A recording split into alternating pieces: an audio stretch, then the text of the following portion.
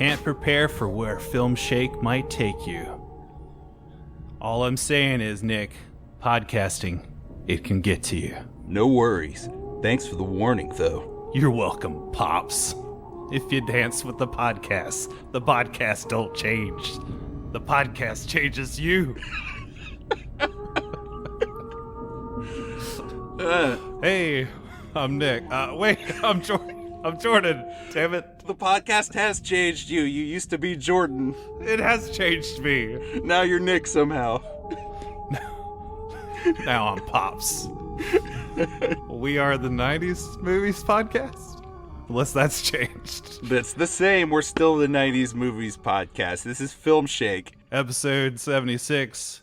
Talking about 1999 movies this year. Today we've got 8mm paired with a quite interesting, very different punishment movie. But Nick, I don't think you knew exactly what you were doing when you punished me with 1999's The Other Sister.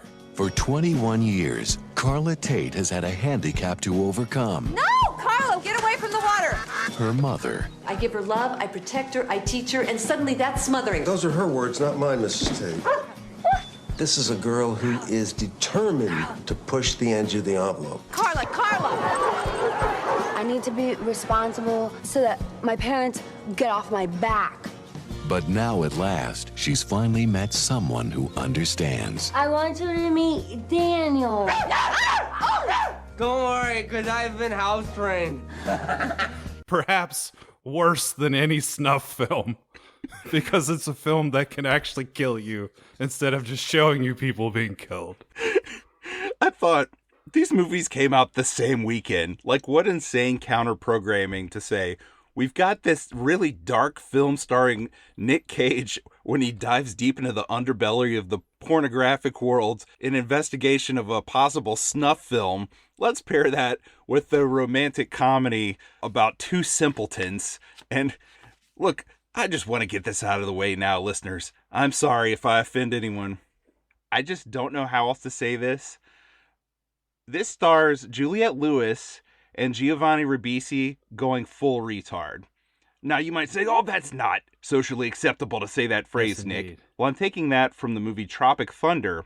And when they use the phrase full retard in that film, they aren't making fun of people who, what's the proper word, Jordan? Mentally disabled? Mentally disabled. They're making fun of Hollywood's portrayal of someone who is mentally disabled. So they're making fun of ridiculous performances by Hollywood actors trying to get prizes by taking advantage of mentally disabled people. So the movie is actually not disrespecting people who are mentally disabled. It's disrespecting Hollywood actors playing people who are mentally disabled. That being Tropic Thunder, but I think we could get into a debate here of The Other Sister is not doing a service to those mentally disabled people. It's actually very tasteless, even for, I think, 1999 standards. This was very poorly received for good reason. But yeah, it just feels so icky now watching this as Juliette Lewis and Giovanni Ribisi just lean into like every single possible stereotype of someone who's mentally disabled. And it's, oh God, man, it's 2 hours plus of cringe. It's very hard to watch. I had to stop the movie multiple times and just start drinking and eating lots of Doritos because I was like, what the fuck did Nick just punish me with? Oh my God, how am I going to get through this? This is 130 minutes of my life now. Talk about my depression with the beaver. Like, what have you done to my life? The insane thing is, this is paired up with my main film, which again, my main film is about someone who is possibly murdered in a snuff film. And The Other Sister is far harder to watch. Far more soul-crushing. Yes, indeed. Yes, indeed.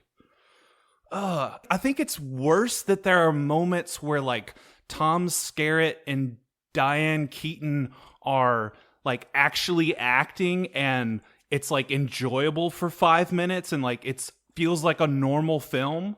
And then you go back to Juliette Lewis and Giovanni Ribisi just crushing your soul with terrible, terrible acting. Somehow I saw reviews of this that like, oh, this movie gets by on its like stellar performances. And like, I've even talked to some people at work who are like, oh, that was a cute film. I'm just like, what the hell? Like, I think it's worse that there are moments that feel normal and then you're just thrown back into like, oh no, what are they doing? Oh man. Well, look, Jordan, I think this hurt you a little more than me. I definitely didn't think this was a good movie. But at about 30 minutes in, I just busted out laughing and I said, you know what? If they're gonna go full retard, I'll just go with it. Where are you gonna take me, Juliette Lewis and Giovanni Ribisi? I'm scouring Reddit. Somehow stumbled onto a Reddit thread. They were talking about this because I think the podcast Blank Check must have mentioned it. And then they had like a thread going about that and how one person was talking about like, even as an asshole teenager, me and like my teenage male friends got together to laugh at this movie, but then just like we're like, oh no man, that's wrong, that's just wrong. Like even as an asshole teenager in 1999, they're just like, no dude, like this is tasteless, let's just turn it off. I want to know the percentage of people that actually made it through this whole movie. I feel like we're in rare company here. Does it need to be 2 hours and 10 minutes long? That question is something every movie that broaches that length should really ask itself. There should be a dark night of the soul where you really think, should I be this long of a film? But especially this film.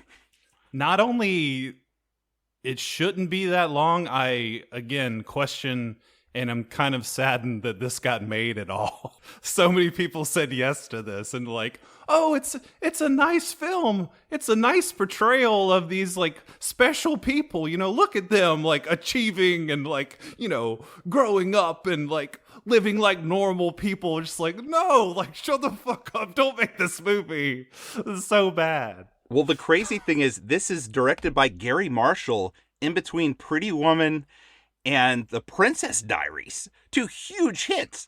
Like two romantic comedy films that's my least favorite genre, but I know enough to know those are two titans of the genre, and he made this between them. You know, you got to let out steam somehow, I guess. I don't know, man. I don't know. Again, once I went along with what they were doing, there is some sweetness in this movie. I can understand why some people might think it's cute. The two of them together, I mean, once you give in to what the movie is doing, are okay for a little while, but then it stomps on your trust because they finally get physical with their relationship and get serious. And it's like, okay, all right, I guess I can stick with this. But then there's a scene where Ribisi's character gets drunk and gets in front of Juliette Lewis's family, which we should mention, there's another alienating aspect of this besides feeling icky about what the movie's trying to do. And it's that Juliette Lewis's family is just really, really, really, really, really wealthy. I mean, they have a tennis court in their backyard that they're always trying to get her to play tennis at.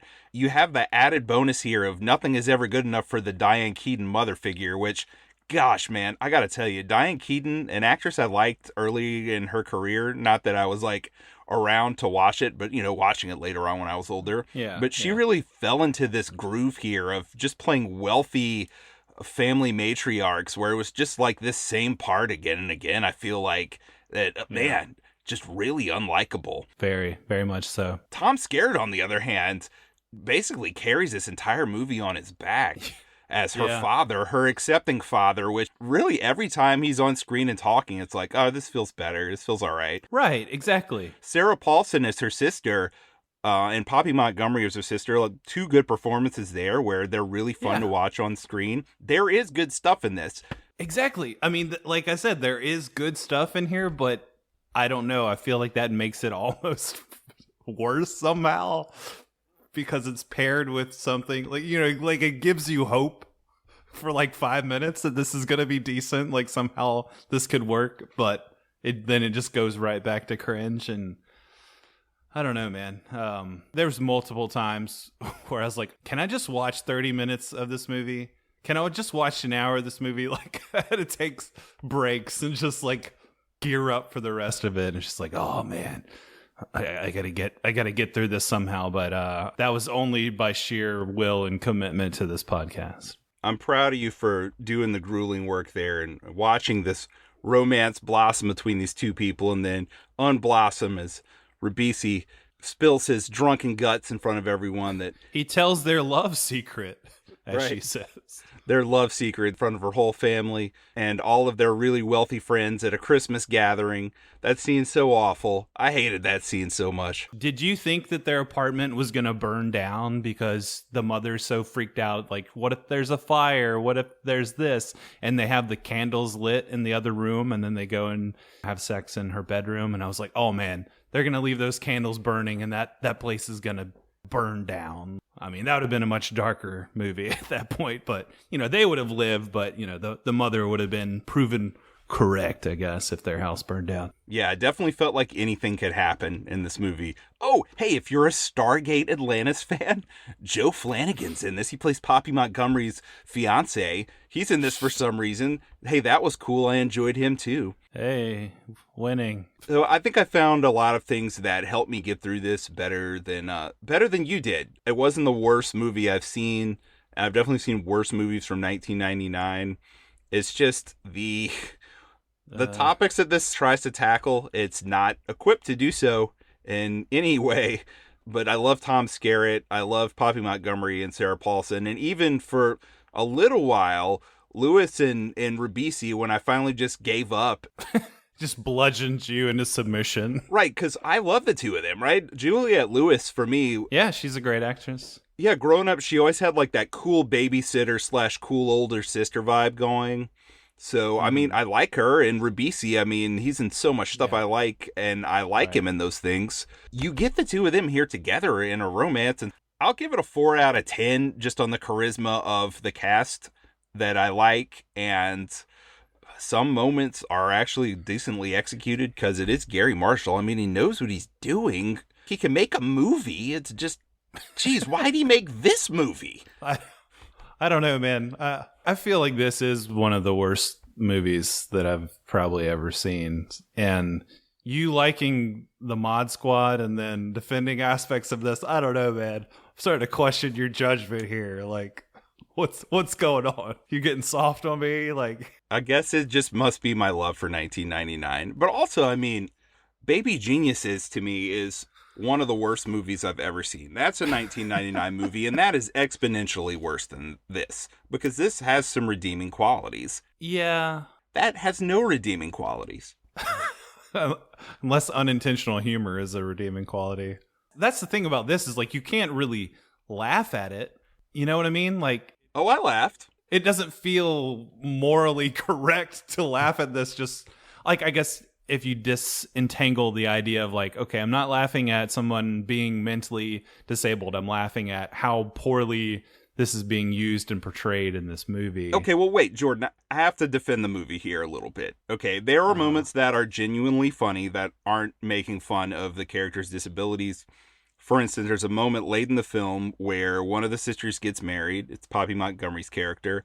And you have all these frequent callbacks to The Graduate throughout the film because it's Ribisi's favorite movie and it's kind of their movie together, where he comes down and kind of crashes the wedding, and then Diane Keaton and Juliette Lewis get in a fight, and Juliette Lewis runs away. Keaton chases after her on a golf cart, and they get in this argument, and Lewis has this moment where she says, because this was Keaton's dream wedding, basically. She planned everything with her daughter's wedding, and it was like her dream. And Lewis is yelling at her. She's like, I hated everything about that wedding. It was awful. I hated the dumb hats and these dumb shoes and your big ugly centerpieces.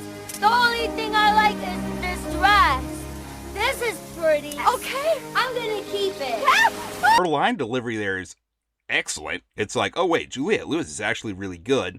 It's funny how she's dissing her mom, who deserves the dissing, and then she's like, I'm going to keep this dress. It's a pretty funny little joke to throw in there. And the delivery was good, and the direction of that moment was good. There's stuff like that in this movie. It's not like every moment is mocking their disability or just really badly done. There are some moments like that throughout the film. I'd say I chuckled 5 or 6 times, and it wasn't at anyone's expense. I don't know, man. I couldn't enjoy that moment either. It's just all groan worthy. Just, because like right after that, she's like, he can't even take care of you. He can't take care of himself. And Juliette Lewis is like, we'll take care of each other. And it's just like, oh my God. All right. Well, even that moment, I can see how people who like romantic comedies, they might think that part's sweet. I don't know. I can't totally diss it, but you said it already, Jordan. If you dance with the podcast don't change, the podcast changes you, Jordan. Maybe I am getting soft in my old age here. The other sister definitely changed me. And you know what? I just went full throttle, hellscape of a night, watched The Other Sister, and then right after turned on our main movie, 8mm.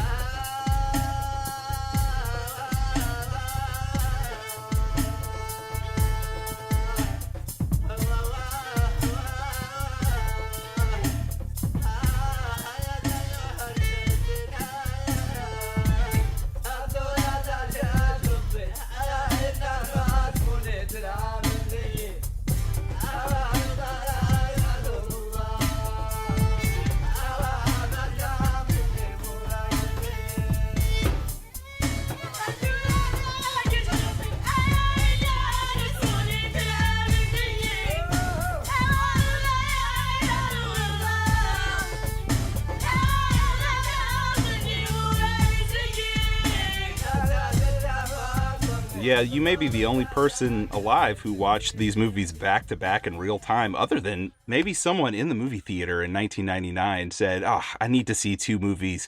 I've got 4, well, considering the length, I've got 4.5 hours to kill. I'm going to watch these movies back to back. Why not?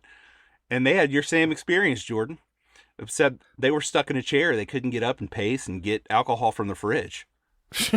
How would you mash up the titles of this for like a Barbenheimer? Would it be like 8 sister meter, the other 8mm, 8mm sister? I like 8 millisister. That's pretty good. 8 millisister? Yeah. That's pretty good. All right. Let's get pumped again. Come on. Let's get back to it. 8mm, 99, Joel Schumacher. What do you got? Yes, it's directed by Joel Schumacher of, Batman and Robin fame, Batman Forever fame, but he directed a lot of other films.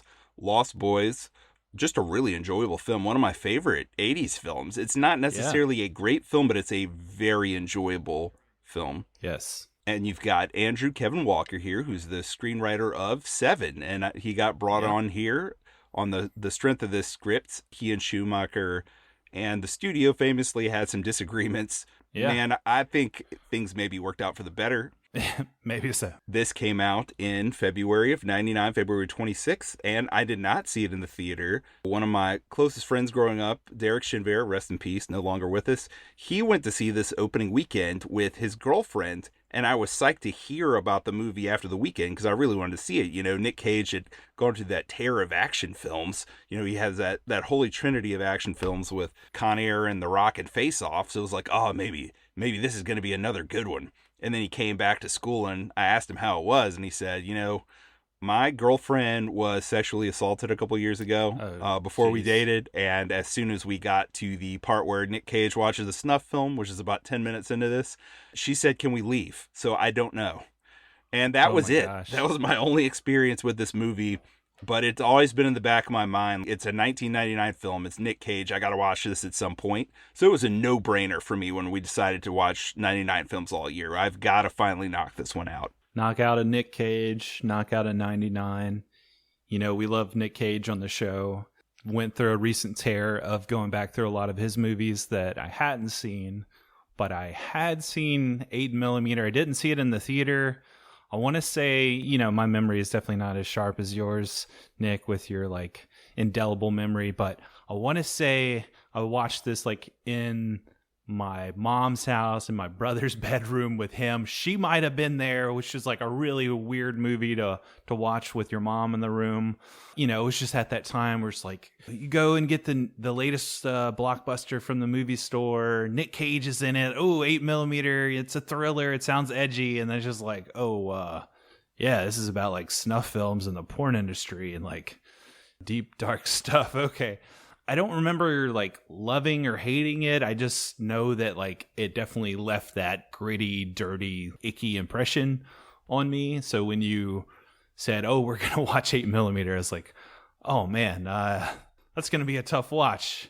I had never really wanted to go back and rewatch that, but thank you, Nick, for the impetus, I suppose. Because I don't think I probably would have ever rewatched this, but I'm kind of glad that I did and interested to jump into it now. Yeah, I'm sure anything would have been good after The Other Sister for you, right? Right. This definitely has that perk to it as well. And this was a minor hit. It had a $40 million budget. It made almost $100 million at the box office in '99, and then it went nuts on video and on DVD. It made a lot of money off of rental, so this was a profitable film despite the darker subject matter. This movie was fairly critically panned at the time. I have some theories on why, which I'll get into after we talk about the movies more. Yeah, I'm interested in that for sure. Yeah, definitely. But hey, let's give a quick breakdown of the plot for this film before we go through it. It's pretty simple. Nic Cage is a private eye. He's married and he has a young child. He gets called in by this wealthy elderly woman whose husband was, I think, a steel magnate who's just passed away. And she's gone through his things and his secret safe behind the painting in his study, and there's an 8mm film there. And on this film, it appears that a young girl is murdered. It's a pornographic snuff film where she is stabbed to death. She is having a really hard time coming to terms with this being in her husband's possession, so she tells Nick, hey, find out if this is real. And if it is real, find out what happened to the girl. And that's it. That's the plot for the movie. That sets you along. Yeah, I really like this premise. I like the setup and how it establishes his character.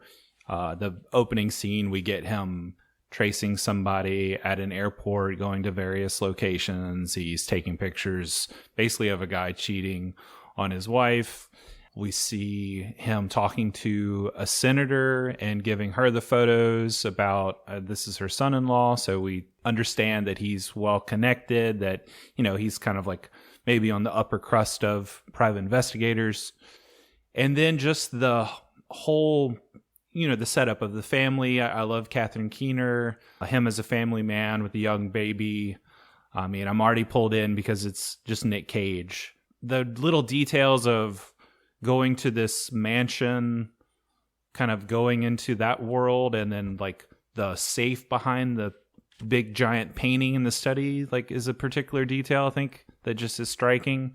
And then like, yeah, him watching the film, and basically before he goes in, he's like, yeah, a lot of times these things are just like good effects, or it's an urban legend, you know, snuff films aren't real. I like the filmmaking aspect of him watching this film, and obviously they've made this film for the movie, right? They shot this on 8mm, they staged it with this girl, but his reaction and the way that they have created the actual snuff film for the movie is very impactful.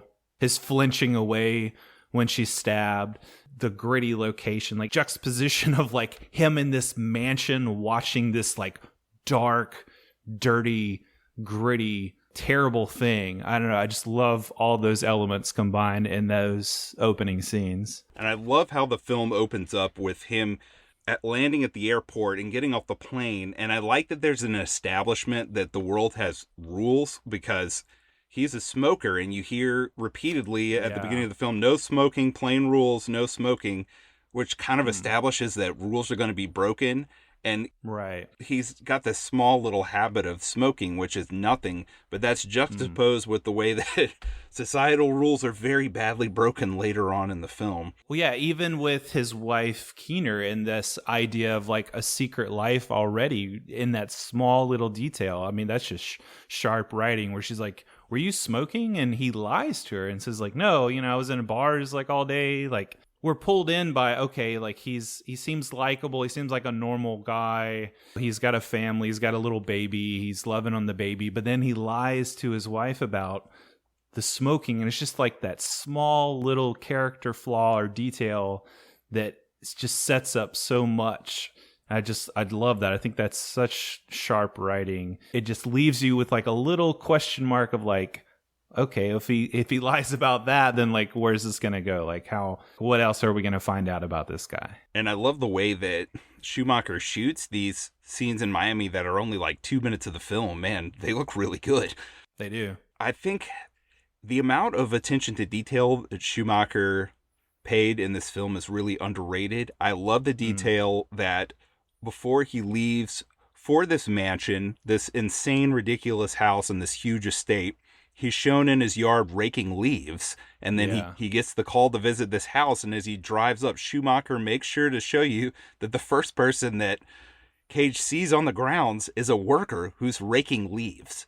So immediately it's like, okay, he is an outsider here. He has to do what the servants do at his own house. He's not part of this upper crust. And then that's further established when you find out that his father was very working class, that he worked, I think, in a steel mill, and this is a steel magnate's mansion. So you get those juxtaposition and those lies drawn early that he is stepping into a world that he is not a part of. And this is before you get into the underground snuff world. So just a lot of great layering in the script, and by Schumacher, who rewrote a lot of the script himself, and even Cage doing a little work as well, especially with his character.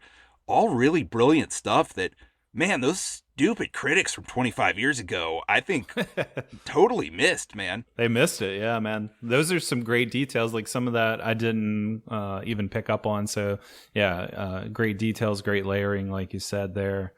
And, yeah, just from the get-go, the performances in this, I think, are really strong. Like, Nic Cage giving a great performance. Keener, the lady who plays the widow. Myra Carter as the widow, yeah, great actress. Anthony Heald as the lawyer, which he's in a lot of stuff like Silence of the Lambs. I know him best from the X-Files episode Closure. That's the episode where Mulder finally finds out what happened to his sister in season 7. Anthony Heald has an extremely memorable part in that. Just months, or actually a year exactly after this movie. So he was doing some interesting things during this time period. He's kind of slimy as this lawyer, which we'll get into. But yeah, man, for sure. Lots of really good performances in this movie. And it looks so good. I mean, the way that this mansion looks. By the way, the cinematographer for this movie, Robert Elswit, this is Paul Thomas Anderson's cinematographer. Right. This guy won the Academy Award for Best Cinematographer for There Will Be Blood. So this movie looks great. Yeah, it's a great looking movie, man. He's basically worked on like pretty much almost every PTA movie, I want to say. Punch Drunk Love, like so many good movies. He captures just something eerie, something haunting right from the get-go in these scenes. And yeah, like you said, we're not even in the dark underbelly yet. But yeah, especially once we go to California and then New York, like this movie, I forgot how many places this movie goes and like how much ground it covers. But yeah, basically from here, he's sent on this mission to find out, is this real or not? And going back to the premise, I just love that idea. And like, again, playing with this aspect of filmmaking too, because we're put in that place of questioning, like, was this real or not? Was this girl really killed?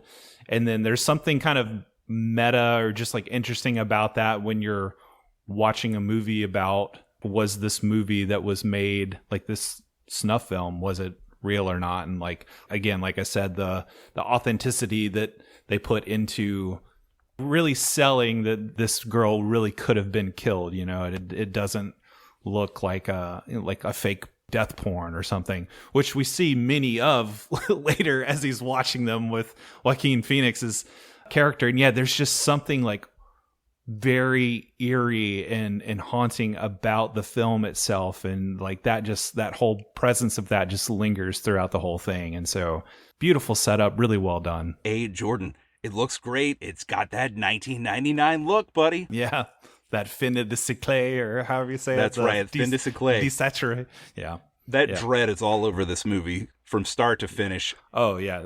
And it's baked in. Like, they made sure when they filmed this was in February so they could get just that kind of overcast, dark sky dread vibe. Yeah, I mean, I feel like this movie is the embodiment of that idea, you know, of just like things coming to an end, the entropy of society, you know, everything. I dig the vibe, man. As dark as it is, I dig the vibe. Yes, and the second point I wanted to make was the haunting aspect of the film, Schumacher was just basically doing some pickups. And one of the people who had answered the call for like pictures and things they were taking in the film was a stripper. And he looked at the stripper as they were doing the photography for the movie and just looked in her eyes and said, "Holy crap, this is the most haunted face I've seen in my life. Hey, do you want to act in this movie? All you have to do is basically sit in this bed and we're going to dice you up." And man, she has that haunted look for sure. It adds to the real feeling of this.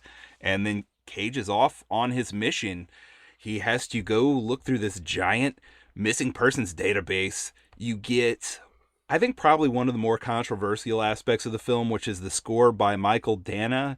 He also did the music for one of my favorite movies from this time, The Sweet Hereafter, which I've talked about a bit when we were talking about Go with Sarah Polley. Here he goes with this Moroccan-style music because, again, he wants to, and Schumacher also wanted to further this feeling of being a foreigner, being in a land you don't understand or a world that doesn't make sense to you. So It's a very intense score. You get a lot of Moroccan vocalizations and instrumentation, and I just love how it spices up this montage of Cage looking through all these images at the Missing Persons Bureau.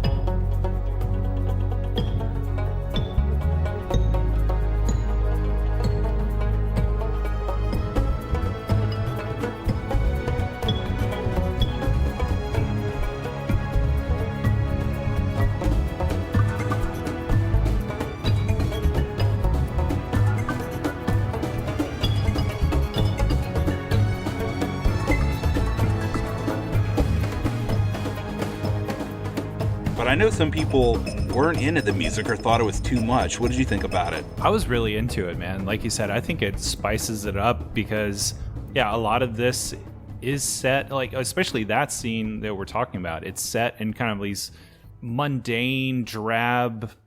On the other spectrum, you get the dark and dirty and eerie, but I think he really did achieve that aspect of making you feel like that fish out of water, put you into that kind of headspace that Nic Cage is in, where he's just like a foreigner, like a stranger in a strange land kind of thing. So I really dig it. I think it works really great. It's interesting, it's unique, it's captivating, and it does drive like a lot of great scenes in the film. And especially, once we get into LA, once we get into some of these seedier locales, it's perfect. It matches up just fine. So I have no problem with it at all. Yeah, it is kind of like being in this market or this bazaar, so to speak, and you've kind of wandered off into a back alley by mistake, and it's like, oh crap, this is the bad back alley.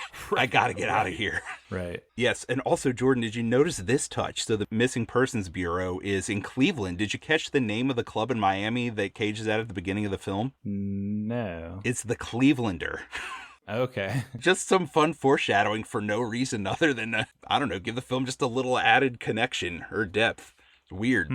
Yeah, I do like how he goes into the Missing Persons Bureau and he gives them his little like fake spiel about basically he's got to protect the identity and the interest of the widow and her dead husband, because he's a wealthy guy, doesn't want to tarnish his reputation and everything. Comes in, he like makes up a little story, about this girl who ran away and everything. And so right off the bat, you get to see just him kind of working the system. Again, him lying. So that's another, I guess, moral dip, in the wrong direction. He's operating in some gray areas already. Yeah. Already, for sure. So I like that aspect of it. Seeing him flip through the different pictures, like that could be a really uninteresting, boring aspect of the film, but the way it's shot plus the music, it really compels you. Like, when is he going to find her? When's he going to find her? You're just kind of like waiting, despite what might be very uninteresting. I think the way that that's done, I was very compelled. Very well done. This reminds me this is going to be a weird comparison, but hey, if you grew up in the 80s, it'll feel this way for you too. Temple of Doom, my mom would let me watch the movie when I was a kid up until the point where they get to the temple. And as soon as that chanting starts, the lava starts lighting the ceiling. It was movie off. That's where that movie really takes a turn toward darkness. And with this movie, it takes that turn right after this really upbeat montage of him finding a real photograph of the missing girl, Marianne, and then going off to try to find her mother, going to this rural, mountainous town. I thought they said Fayetteville, Arkansas in the movie. In Wikipedia, it says North Carolina. I don't think it necessarily matters, other than that this is a really rundown, rural, small town in a mountainous area, really low income area. And again, Schumacher goes out of his way to give you details here where he shows up at the lady's house. It's this rundown house next to other rundown houses on a hill, and she's not home. And the neighbor says she's at work. So it shows him having to go to the grocery store where she's cashiering. So this is a woman in her late 40s who's having to work as a grocery store cashier. So immediately, again, you see, okay, this woman is so far away and her daughter is so far away from where we were earlier in this movie, in this mansion. They're even farther from that world than Cage is. So I love that little attention to detail too. And did you recognize the actress who played the mom here? No, I didn't. This is Amy Morden, who's playing Janet Matthews, Marianne Matthews, the missing girl's mother. She was the mom in Rookie of the Year. Oh, snap. Wow. Mary Rowan Gartner. A movie that's really dear to me. Yeah, I love that movie. Rewatched it with my kids. I think she's great in that. She's great in this. Totally different movie, totally different role. There's a lot of empathy right away for this character. Like you said, those are great details that Schumacher really didn't have to spend the time to give us, but somehow it makes everything about this movie. There's those little details that make everything that much more real, that much more believable. So yeah, him having to go to her house, she's not there, go to the grocery store where she works, yeah, show the situation she's in, go back to her house, like the tactile lived-in feel of the girl's bedroom, of the kitchen with the mother, like everything. There's just like such an attention to detail that I think should be highlighted and praised about this movie, if nothing else. Yeah, definitely. This house feels lived in. Everything is just so darkly lit and grim. This mom is extremely lonely. I mean, she's got nothing going on. She's basically going to her job and then going home alone and worrying about her daughter and what may have happened to her. The 8mm stock that the movie was recorded on is 6 or 7 years old. So the girl's been missing for quite a while. But I love how she kind of very meekly, romantically reaches out toward Cage, but it's really subtle. And we know that he's a family man and he loves his wife, so he's not going to go for it. But there's something else in this film that I think maybe critics didn't quite get. Early in the film, especially the first half an hour or so, there's a lot of exposition over the phone where Cage is calling back to his wife and calling back to Miss Christian and giving updates. And his voice is kind of monotonous and just very rigid. Yeah. But you have to notice the evolution of these phone calls throughout the movie and the way he's communicating with them. He's apart from everything. He's emotionally distant from the situation. He's just doing a job. His relationship with his wife, it's good, but it's also a bit robotic. He's definitely kind of keeping her at arm's length. But this moment with the mom is where he starts to really care about Marianne, which also comes into play very strongly later in the film. Yeah. He talks to the mom and he says this line to her. If you had to make a choice, just if you were forced to choose between imagining her out there somewhere, living a good life, being happy, but you don't know, you never find out, or the worst being true, her being gone, but you know, you finally know what's happened to her. And I think when she says, I need to know, that's whenever he's like, okay, I have to see this through to the end. I can't just go back and tell Miss Christian, because I think there's a part of him that maybe isn't bought in to where I think he maybe would have done that, and now he cares. There's an interesting dilemma for him there too that I think the movie plays with, where you're not quite sure what he will still do with that information, knowing that like she needs to know. Because I was still kind of wondering, like, well, okay, he finds the girl's diary, which I think is very interesting detail again, where he searches through her room and then he's searching through this small little bathroom and, just gets the idea to look in the back of the toilet, and she's hidden her diary in a plastic bag in the commode. And it's like, wow, that's just a really strange and unique way to present a detective finding information. But then I'm curious still, like, okay, he knows that the mom says she wants to know, but like, can he stomach like giving her that information? Is that something that he's willing to do? And I think that's an interesting dilemma of like, okay, even if I do know the truth about her daughter, will I leave the diary? Will I tell her what I find out? And yes, he ultimately does. But I just like that whole idea, that whole concept of like the darkest would you rather game possible, I guess. Right. That really comes full circle late in the film. And also we meet Marianne's ex-boyfriend, who it turns out is in prison, and it turns out she and this guy went to California and broke up. He came back, broke some laws, and ended up in jail. This is played by the one and only Norman Reedus, who was also in the Boondock Saints that year, and later came to a lot of fame with The Walking Nice. Dead. But this is the grossest, most hateable I think Norman Reedus has ever been in any movie. He is just so callous and disgusting. He disgusts Cage's character here. He asks Cage's character for a cigarette after the two of them talk, and Cage just pulls his own cigarette out of his mouth and throws it on the floor and stomps on it. Which is made even better because Reedus's character is mopping the floor. Right, so now he has to clean it up. I love that moment too, and you're right. He's probably not the most unlikable character in this movie because we see far, far worse, but he's really hateable too.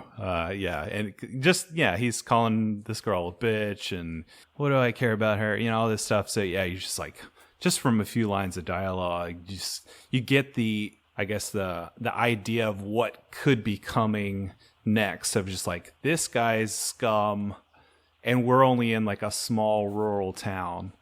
And I do think the small rural town aspect ties nicely into that idea of big dreams of going to Hollywood and becoming a star, and like showing us this like just crappy lived in house and the mom working at the grocery store and this guy's in prison. Like you said, there's that dread that hangs over the film, and then there's just that lived in dank realism that's captured so well here. And just coming from the South, coming from like not a huge city in itself, you grew up in a rural town, and just that idea of like, I'm going to move away and go to Hollywood. And then what we find in Hollywood is just far darker than they would ever expect. Yeah, for sure, man. Our girl from our class who left for Hollywood, she was back 3 weeks later working as a waitress in town. So she fared a lot better than this poor girl in this movie. After he visits Reedus, he goes back and talks to the mom, and they have that conversation where he asks the question.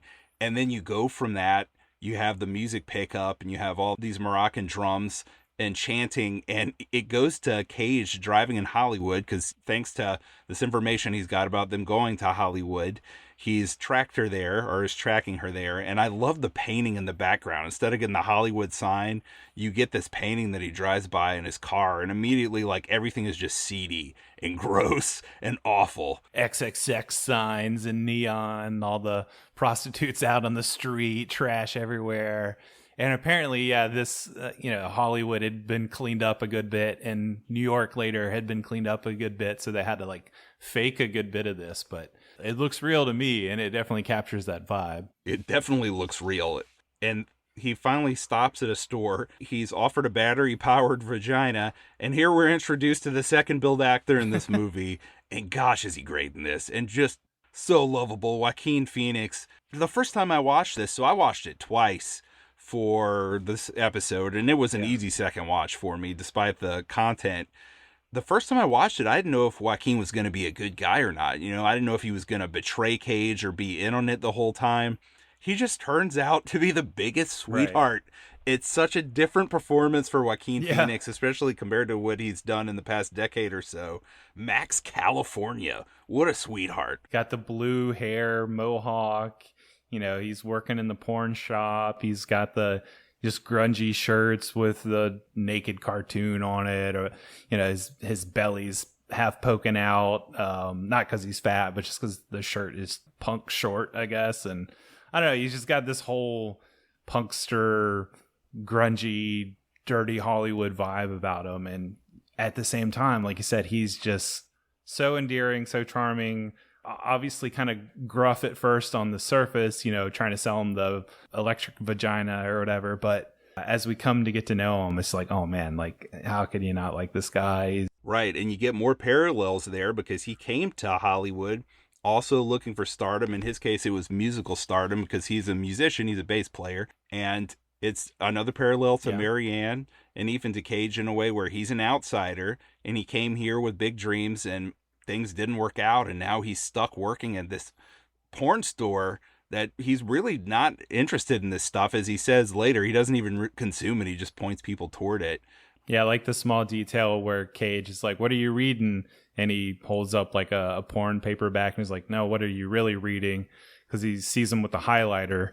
And then he's reading In Cold Blood by Truman Capote. Yes, and I love how he starts trying to pull out words from the book that are big words he doesn't quite understand. That's just more great little touches there. Right. Yeah, man. Obviously, we're really vibing with this movie, digging it so far. I think Nic Cage and Joaquin have a great chemistry together. Joaquin calling him Pops.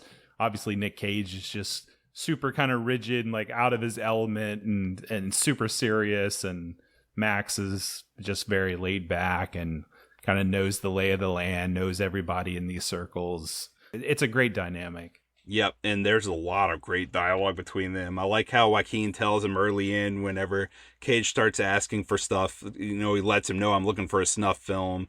Tells him he's going to pay him to help him. He'll pay him more than whatever the snuff shop is paying him, which I love how Joaquin bluffs that he's making $400 a week there. And Cage calls him on it, but hey, he's got a rich benefactor paying him. Miss Christian's giving him a lot of money to do this, so he gives Joaquin $500 a week.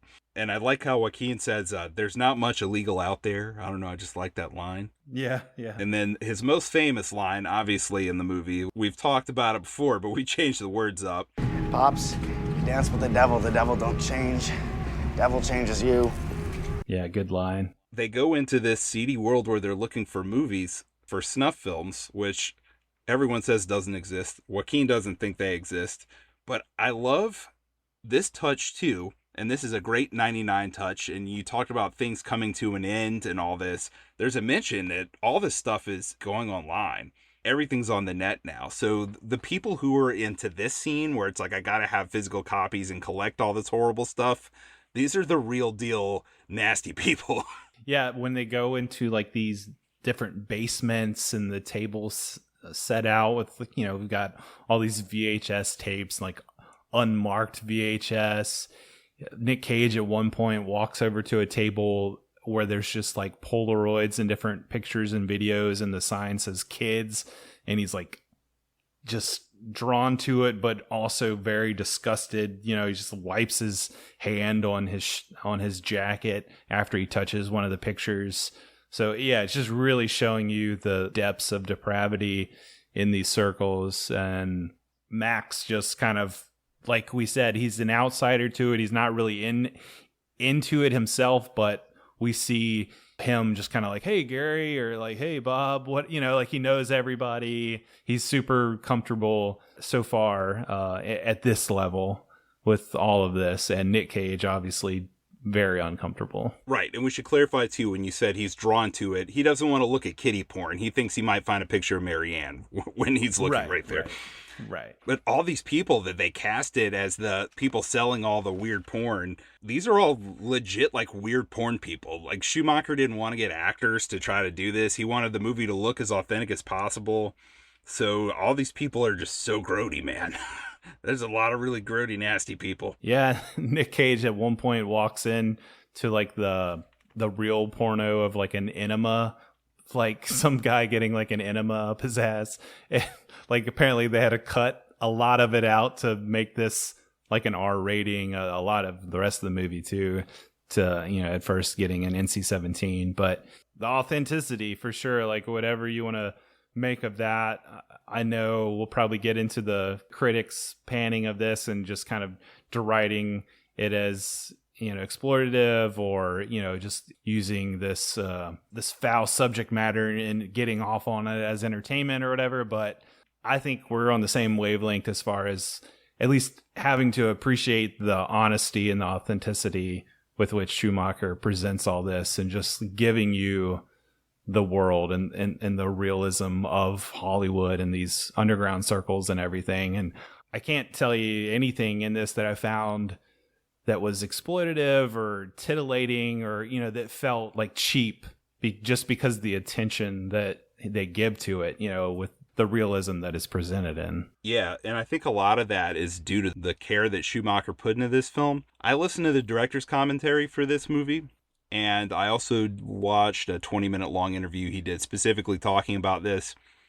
Man, he just comes off so well, especially in the commentary, because you really get to hear him talk about everything in the film. Just the amount of care that he put into this movie. And he had some pretty strict rules, too. He wanted authenticity, but he had limits for things. And obviously, no child porn or nothing like that should be authentic in any way. He didn't want any of that on set. No violence against anyone on set, which for the look, they got a few people that were into BDSM. And when they actually started hurting each other on set, he kicked them off immediately. Wow. So he was serious about this looking real, but at the same time being a safe set. And the NC-17 rating, man, a lot of the stuff that's graphic, it's just stuff that's on screens, kind of on the periphery. As for what's actually happening in the movie, there's really nothing sexually graphic that specifically happens. You do have a real brief moment of full frontal nudity, but again, it's Cage looking into a pornography that's about to be filmed. It's kind of voyeuristic. It's not like that's something that's happening. There is some violence laid in the film that they had to tone down a little. You get humor in here, too. You got Joaquin saying one guy sees it and pukes, the other falls in love when he's talking about all the weird crap that they're seeing. Yeah. They finally get what may be a real snuff film, and it's really awful, and both of them are watching it and just really in grief at what they're seeing, but then they pop in the next one, and Cage realizes it's the same actress, so it was fake, and you get a couple lines that Schumacher thought were really darkly funny. The first being, well, what do you expect for $1,200? Right. I like how Joaquin's like, I need a beer after that, and like Cage is just very relieved that they didn't just watch someone be murdered. Right, and they jokingly call it Snuff 2: The Resurrection. Yeah. I like the line, too, where Max says, there's 3 rules in life. 1, there's always a victim. 2, don't be it. And then Cage says, and 3? And Max is like, I forgot what 3 is. Yeah, they're just so fun to watch on screen. And you do get a brief moment of warmth when they're in California. I really like the scenes of the two of them in Joaquin's apartment together, which is really disgusting in there, but I like how Joaquin kind of bears his soul about his life story, wanting to be a musician. All that's cool. But I like when Cage goes to the mission for a minute, where he kind of tracks her down and finds this mission that she briefly stayed at. I like how the nun says, I remember Mary. It's like a brief, warm moment in this awful, cold hellhole that they're in. And then he finds her old briefcase, and he gets a lead here. He finds all these phone numbers, and he finds that she was in talks with a pornographic company. That company is being managed by a guy that had a really insane year, James Gandolfini. Not him in real life, his character in the movie. He played Tony Soprano. That show debuted a month before this movie. And man, for me, it's always really weird when an actor plays a really mythic, huge TV character like he did, or like, say, Sarah Michelle Gellar did with Buffy, and then see them in a movie where they're kind of small fries. Yeah. It's really weird, but God, he's great in this. He's an awful person who really just cares about making a few bucks.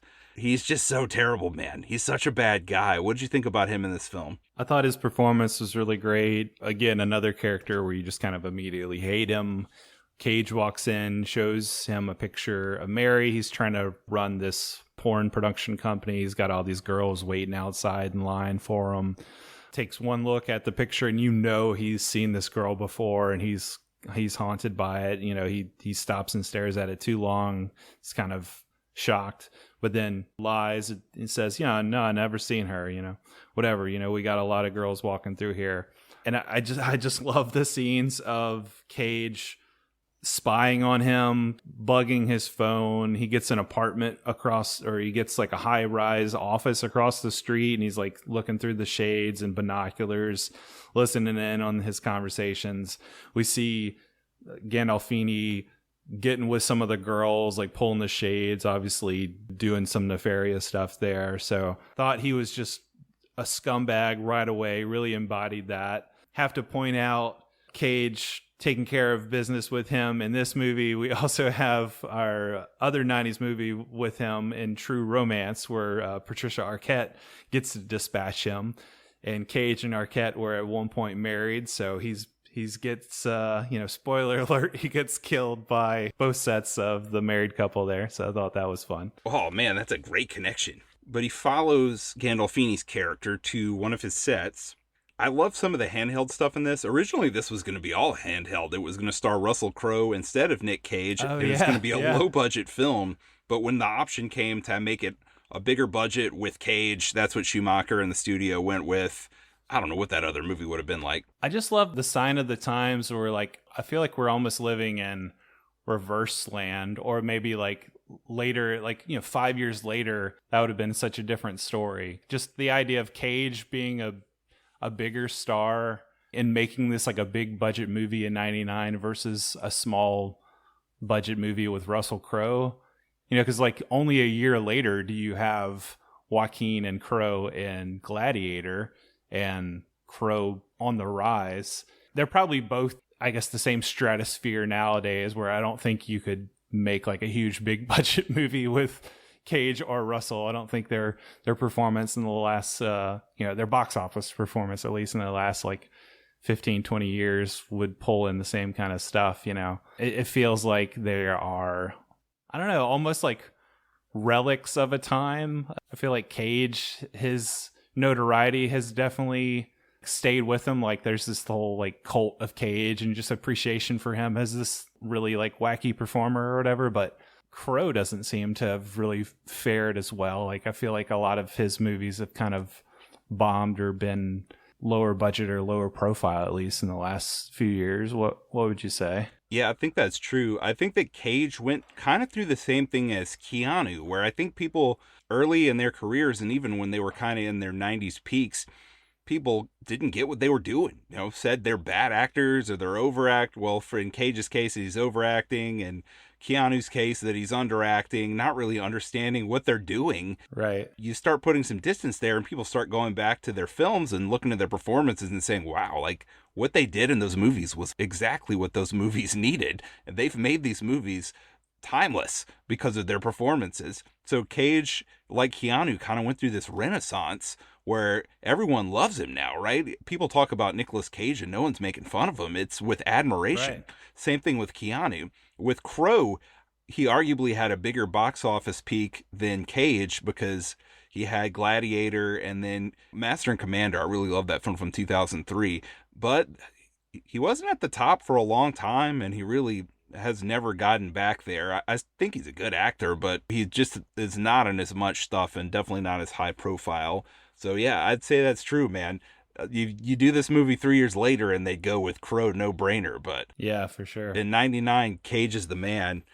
And that handheld thing, like I was saying, I do like that there is some handheld work here, especially when there's an action beat, because there's a really brief action beat here where Cage goes to the set of this pornographic film, which is just an amazing location. It's this house like on the Hollywood Hills, like way above everything in this kind of jungly area, and Cage gets spotted. I love the stunt where they send a guy to chase Cage, and Cage takes off running, and he sidesteps into the jungle, and this guy runs past him, and then Cage shoulder tackles him. Schumacher said this was a one take. He shoulder tackles this poor stuntman off a hill down to this pool below, where he careens off the side of the pool into the grody, nasty water that's at the very bottom of it. It looks amazing. Like, it looks like Cage murdered this guy. That stuntman is a hero. Yeah, I dig that they set up that pool as he's infiltrating this house, and you see that the water is really low. Again, that just reeks a certain vibe to it, like a almost empty, grody pool. Yet we're at this like big Hollywood Hills mansion. Again, a juxtaposed detail that it's really, really charming to me. And then the fact that we get a guy being pushed off into that is even better. Right. It's just like the degradation everywhere that he goes. It's just like societal, cultural degradation and the degradation of the locations he's visiting. It's just pretty incredible. And this is about the moment in the movie where he gets a new detail. It turns out that the movie that she was in was directed by Dino Velvet, who is described by Joaquin. And Jordan, you must have loved this. He's like the Jim Jarmusch of S&M. Oh, yeah. Which then we do see like a brief minute of this guy's actual movie, and it's like the porn interspliced with randomness of like kittens and various animals and just weird off the wall stuff. So right, at least they made him kind of stand out and interesting. And then of course in most of this guy's films you have this character named Machine who wears a mask. And so when Cage sees this is the guy that's in the snuff film that he's watched. So you can recognize the mask, the shirtless masked executioner. So that immediately shocks him and strikes him like, okay, this must be the guy. Right. And he's got that pentagram tattooed on his hand just to give things another layer of evil another there. Great detail. Yeah. Mm-hmm. That Cage recognizes. And they go to New York. I love the transition here where right when we get to New York, like our transition there is Joaquin has a video camera and he's filming them. Maybe they're driving over the Brooklyn Bridge. I'm not quite sure, but you can tell it's New York. And he tries to film Cage and Cage won't let him film him. But that's a great transition with a lot of layers too about voyeurism and Cage's character in of itself. And it's a clever, witty way for them to introduce the most film location in the world in a way that feels original. Yeah, definitely. Later on, when we are introduced to Dino Velvet and get into his little lair, it's Peter Stormare, famously almost wordless performance in Fargo, who's just amazing in that movie. But yeah, he's really great in this, very villainous.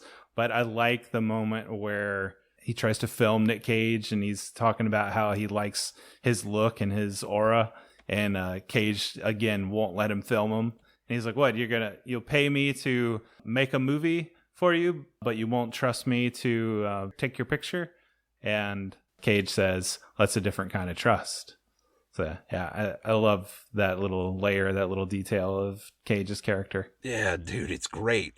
And I was a little scared for the movie here because I love Peter Stormare, but in a lot of things, even where he's the bad guy, there's like a little bit of a silliness there. And I was thinking, watching this character needs to be scary. I need to be scared of him. And I don't know if I can get that from Peter Stormare. I don't know if I can be scared of him. Lo and behold, Jordan, he's freaking terrifying. Yeah. He's very scary. So Cage sets up a get-together. He takes the money that the widow has given him to try to arrange a film to be made that he wants Machine to be in, and he wants to be there on the set because obviously Machine is who he's trying to track down. Machine's the possible murderer of Marianne. So he arranges this scenario, and this is where he messes up. He's gotten a little too arrogant. He doesn't realize that he's in way over his head. He dismisses Max California. He tells Joaquin he can go home. The most heartbreaking thing to me is that Joaquin feels like he's finally found his place in life. His place in life seems to be as a PI's assistant. He's just really great at this job, helping Nic Cage's character, and he doesn't even know what he's doing. Nic Cage hasn't filled in the details or told them what they're actually doing, and he asked him, he's like, are we trying to solve a murder here? What's going on? Let me in on it. And Cage won't and sends him home. Yeah, they're at that bar scene, and then Cage just walking away. Yeah, very uncomfortable, just like, all right, well, good luck to you, have a good life, and then he just walks out the door. Yeah, it's very heartbreaking because you really feel for Max and want him to stick around for the movie. Especially, I was kind of shocked in the beginning that he even went all that way to New York. I thought that was an interesting wrinkle because some movies would just kind of leave that character in California and then we'd pick up in New York and Cage would meet somebody else, start another relationship or whatever. But obviously Joaquin's just too good to leave there And yeah, it's just really it's really heartbreaking because, yeah, you feel like this guy is an outsider. He really doesn't have a place in the world. And so as you mentioned him being a PI's assistant, it made me think, talking about Paul Thomas Anderson, we have Joaquin in Inherent Vice playing Doc Sportello, who was a private investigator. So another cool connection there. True. Good connection. And I like the detail that there's a burning car outside, that there's been an accident outside the bar. In the commentary, Schumacher stops and says, you know, a lot of times throughout my career, I've been accused of just doing things to do them, just adding in spectacle for no reason at all. And I did do that one time in this movie, and it's this burning car. I just thought it would be cool and make the scene more interesting if there was a burning car outside. So I did it. Man, I need to go back and rewatch that scene because I don't think I even recognized that. I like it, though, because he's saying that, but it's obviously a metaphorical sign of the danger to come. Yeah, for sure. That's great. And just the bridge being burned, so to speak, of their relationship, you know, just Cage cutting off Joaquin and, you know, just like, I got to send you home. You don't know what you're getting into, that kind of thing. But obviously, like you said, Cage is arrogant in that he doesn't understand what he's about to walk into. Dude, and we were talking about the degradation before. Man, this location, the people who found the locations in this movie, sometimes that was Schumacher himself, the location scout just crushed it, because this warehouse area outside of Brooklyn that they found to shoot the upcoming scenes, it's just so run down. And it feels like you're the farthest edge of the earth you can go before you reach hell.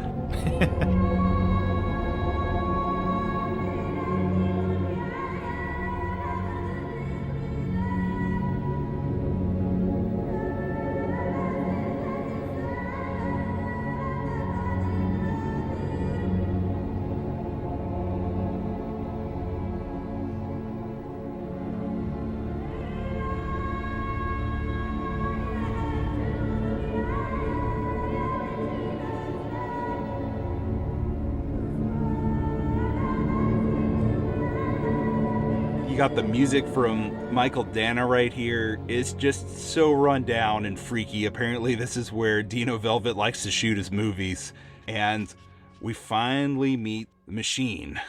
What did you think about the setup here? Yeah, the locale with the spray paint as he's walking through like these different corridors in the warehouse through these kind of concrete openings, and you have like Dino Velvet Films arrow forward, you know, just adding to the aesthetic. And then we see Dino with a crossbow. He's shooting arrows at a cross. You've got Machine there, I guess some different beds, and there's like a table with knives, and, you know, all this just kind of ominous setup here. And Cage quickly realizes, oh shit, they're on to me, because they bring in James Gandolfini. Obviously, he kind of stuck his head out a little too far. I mean, when you think about it, it's pretty obvious, like, okay, this guy, before Cage left LA, he listens in on Gandolfini calling and saying, I just got a call. Somebody knows about the girl. He's freaked out about it. Then you've got Cage kind of poking around, wanting the Machine. Obviously, they're going to kind of have their antennas up, and yeah, they're on to him. So lots of dread here for sure, as you're just not quite sure how is Cage going to get out of this situation. Handcuffing him to the table with all the knives, and then we realize that they have Max, which is just, we talked about heartbreaking before. You see Joaquin, he's got the duct tape on his mouth. He's just all beat up and bloody. And then they tie him to the cross. It's just, well, yeah, it's so tragic. It's rough. And basically they're doing all this because they want the 8mm film. And we also realize in this scene that the lawyer from the very beginning was in on it the whole time. So yeah, lots of reveals here. Yes, and I don't think we've mentioned it yet, but adding to the voyeuristic aspects of the film, someone's been watching Cage this whole time. We've seen numerous times throughout the film shots that seem to come from the perspective of someone who's tailing or watching Cage. And it turns out that was likely either the lawyer or someone working for the lawyer. So he's been on to Cage this entire time. And then you get this scene where they go out to Cage's car, which is parked in this warehouse area. It's just the lawyer and Cage. And something that I thought was amazing, whenever Cage signed on to do this movie, he and Schumacher had a sit down, kind of a heart to heart. And Cage told Schumacher, look, I get that right now I have the reputation of having a shtick. I don't want to do that in this movie. I want you to help me hold that inside. So what they decided to do with this performance was Cage was going to hold all of his emotions and everything inside until there was no possible way for his character to do that anymore. And that moment where those emotions come out is this scene where he just can't take it anymore. This might be his last moments on Earth. He has to understand why this happened, why they killed the girl. So you get Cage, it's great acting. It's only Cage can do this kind of stuff where he's just very emotionally screaming at the lawyer. Why'd you do this? What was the point of this? Why did the old man want to make this movie? And of course, the answer that comes back is the most awful answer possible. Because he could. He did it because he could. Just because he could. Yeah. The worst possible answer, as Cage, is really just obsessed with finding out why. Like that's his whole motivation is just like, okay, I know that this really happened at this point. The girl is dead, but like, why did they do this? That's just so crushing. We're talking about from the beginning, setting this whole thing up, going from house on the hill, the mansion, the upper crust, and the contrast between Cage, like the worker raking the leaves and everything, and then just like the slow decline from like that top echelon of society down through the levels to here we are at like the bottom of the barrel, and just because he could, just this whole commentary on wealth and the abuse of the misfortunate. And yeah, it's pretty dark shit. Yeah, it's very, very dark. And the crazy thing is the movie gets even darker later on, but they get the film and they go back in, and somehow through a lot of random violence and some smarts, Cage gets the upper hand here because he realizes when he talked to the widow before that $1 million had come out of Mr. Christian, which is interesting that the wealthy man who ordered this tape's name is Mr. Christian. Oh, yeah, yeah. But he paid $1 million for it, and Cage realizes, wait a minute, I bet the lawyer pocketed most of that and just gave peanuts to everybody else. So he mentions very loudly as he is about to be killed and Max is about to be killed that, hey, there was $1 million here. Did he give you all your share of the $1 million? Because he should have. Right. But he also does it in a very derogatory way, which I thought was awesome too.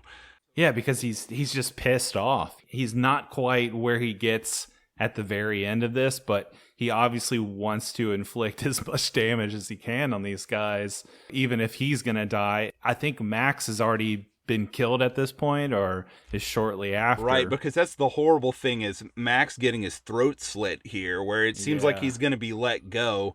Dino tells Machine to free him, and Machine just slits his throat. It's awful. Yeah, it's terrible. I mean, what are you going to do? And this is just one of those situations where it's just like, you're screwed. Like you should know you're screwed. What, are they going to let you live? Like you're going to give them the evidence they want, but like you're still a loose end. They're going to kill both of you, obviously. So, and we didn't mention, but as Cage goes to his car earlier with the lawyer, he gets some sort of weapon, like a metal rod from, I guess, like his kit in his trunk or something. But yeah, he has like it up his sleeve, basically. Yes, which is going to come in handy in a second. Also, when Joaquin got his throat slit, that's one of the reasons the movie was NC-17. They had to tone the violence down on that a lot. But yeah, he has this blade hidden on his person. He stabs Machine. He's able to get the gun off the table. He and Gandolfini face off, but there's only one bullet, unfortunately, in the gun. So all he can do is free himself after stabbing Machine, and after Stormare takes a bullet to the neck after he kills the lawyer with the crossbow. And I love his final lines where he's like, not like this. I'm supposed to have something more cinematic. Yeah, I love the not like this especially. But yeah, it's just it's a pretty wild, crazy scene. But again, I don't feel like okay, yeah, it is like an action beat, of course, but it doesn't fully feel like an action movie, like entertainment, exploitation kind of thing. It's like, even though it's pretty zany, a guy being shot in the heart with a crossbow and all this stuff happening, you're really sold just by, is Cage going to be able to get out of this alive? How is he going to get out? And then the fact that he does get out and there's still this loose end of Gandolfini is still alive, and the machine is not dead, like he's just been impaled, but this doesn't quite resolve his predicament. And so I like the messiness of all this, and that the fact that it's not just like John Woo face off like 900 bullets, hiding behind the columns and that kind of stuff. It feels a little bit more realistic and grounded than that, despite all the kind of ridiculous trappings of it. Right, because I don't know if we mentioned this too, Schumacher ordered that the walls in this warehouse be painted red, so it's like hell in there too, which is a cool detail. I want the car on fire. Right. I want the walls red. He mentioned in the commentary that a lot of directors are scared to film red that way because they don't know how to do it, but he had so much experience with design before this movie, he knows how to do it, and it looks pretty scary. He had so much design experience on the Batman movies, I guess. It really prepared him for 8mm. I'm thinking more his career before film, because I should mention this, something else you learn from the commentary is that Schumacher came from a really rough background. His background would be most like Mary Ann in this film, where he was on the streets at points. He was like losing teeth. He was in rough shape. He was born in the 30s. He went through a lot of rough things. You really get some authenticity there too from his direction. But like you said, it's not like a slick action beat, but dude, again, like the sound of the car and the way that they shoot Cage driving away with Gandolfini shooting, and then the camera tracking through the buildings as Cage is just flooring it, trying to get the hell out of there, is so thrilling. Yeah, it is really thrilling because he's going so fast. I'm thinking he's gonna crash. Like he's gonna die right here trying to get away. Yes.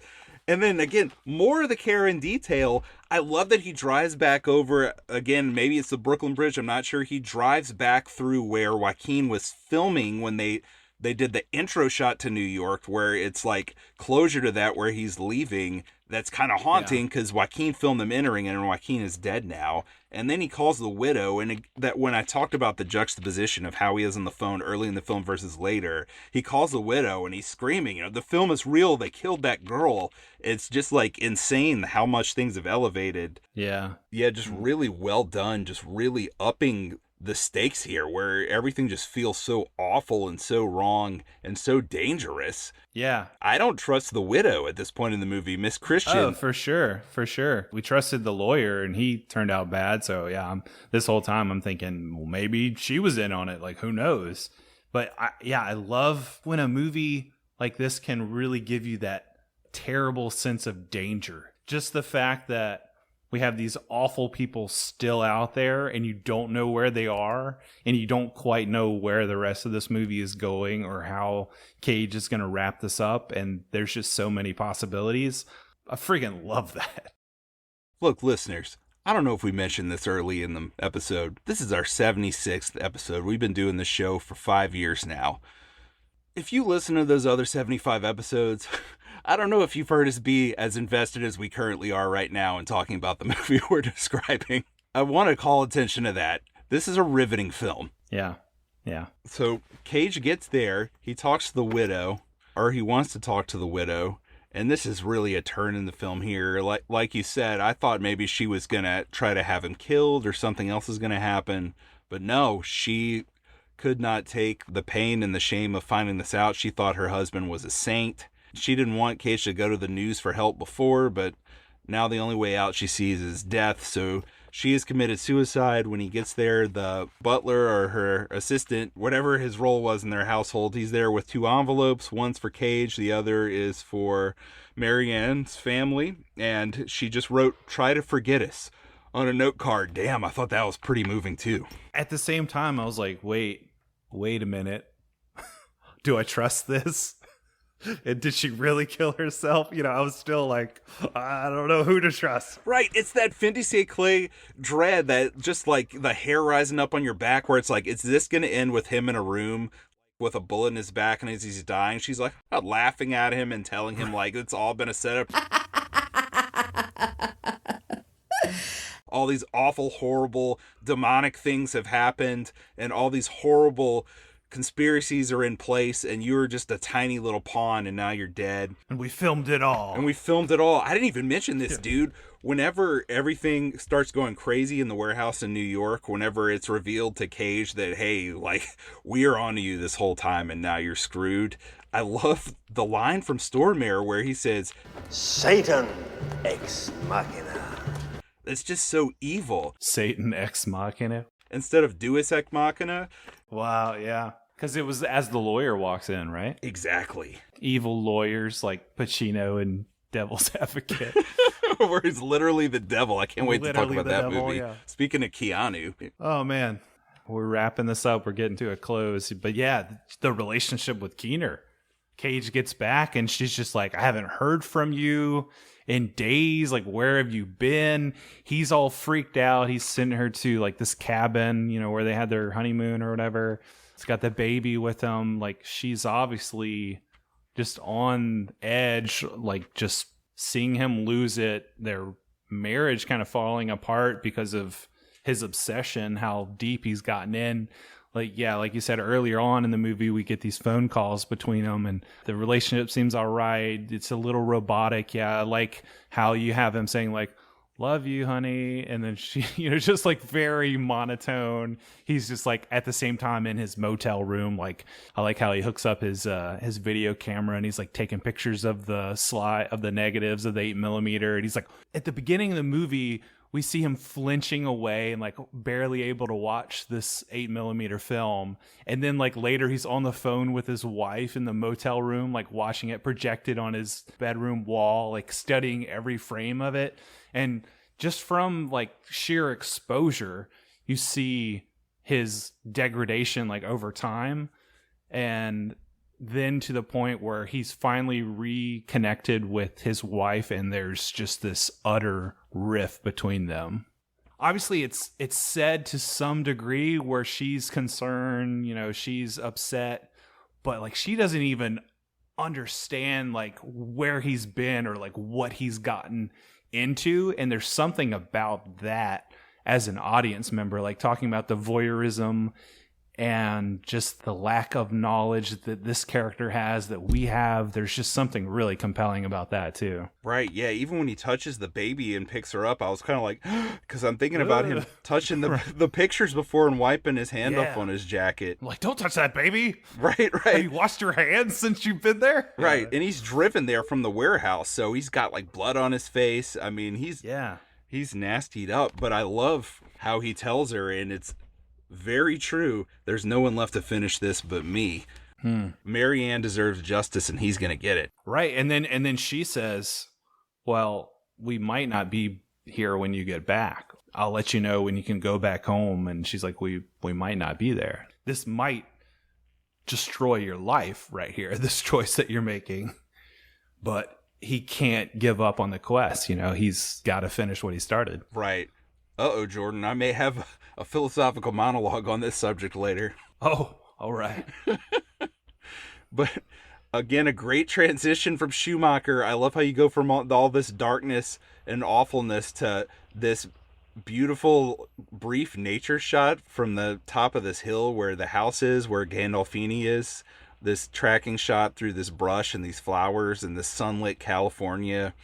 But of course, this is a location where something awful has happened, and he tracks Gandolfini down here. He hits Gandolfini and starts kicking the crap out of him, which Gandolfini kicked the crap out of Cage earlier when they were in the warehouse.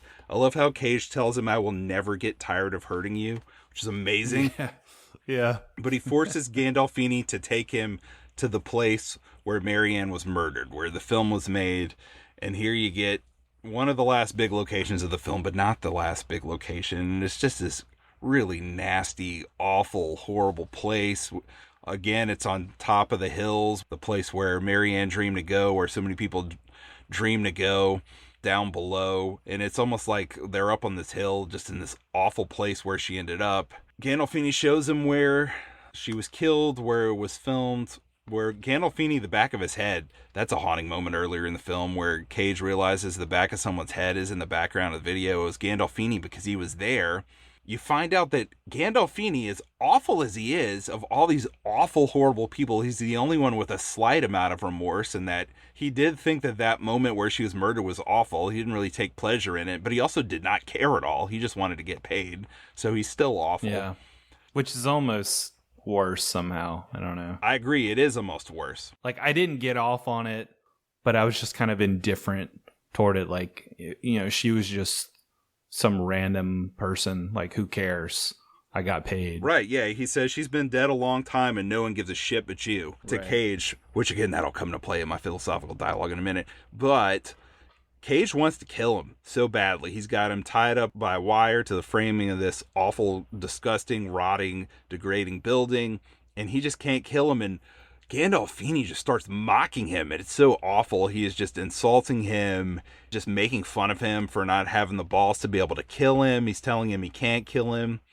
And Jordan, this leads to one of my favorite scenes of any 1999 movie I've ever seen, man. I love this scene so much. I hope that you liked it. I know it was too much for people in 1999. I think a lot of people didn't get it or thought it goes too far emotionally. Screw those people. Screw those people, because I think Roger Ebert was one of the few major critics at the time who really got this movie and enjoyed it. But he said, I've never seen a movie where someone calls the mother of a child that's been killed and like asks for permission for them to kill the killer. And yeah, this is just a really insanely powerful scene where we see the mother receiving the news that her daughter really is dead. And it's just so tragic because earlier on we saw how she's kind of still holding on to hope that one day this girl will walk back into her life, and she thinks about her every day. And just the way that this information just destroys her, give that woman a freaking Oscar right there, man. Because that was, I think I read from the trivia that she like was physically moved like really to tears, like shooken up by filming this scene. And you can really feel it in the moment, just the intensity of her emotion. And then Cage too, just like, give me the permission to kill her murderers. You know, it's just, I was all into it for sure. He goes to the car and calls her on the phone, and Schumacher made it a point too with all the phone calls in this movie. He really wanted the actors to be speaking to one another. So she really is reacting to Cage talking to her and giving her this information that Marianne is dead. She's killed by these people and they buried her.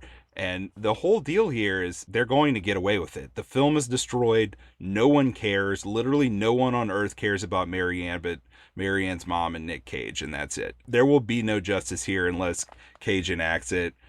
And God, Cage is good here. He's a generational talent.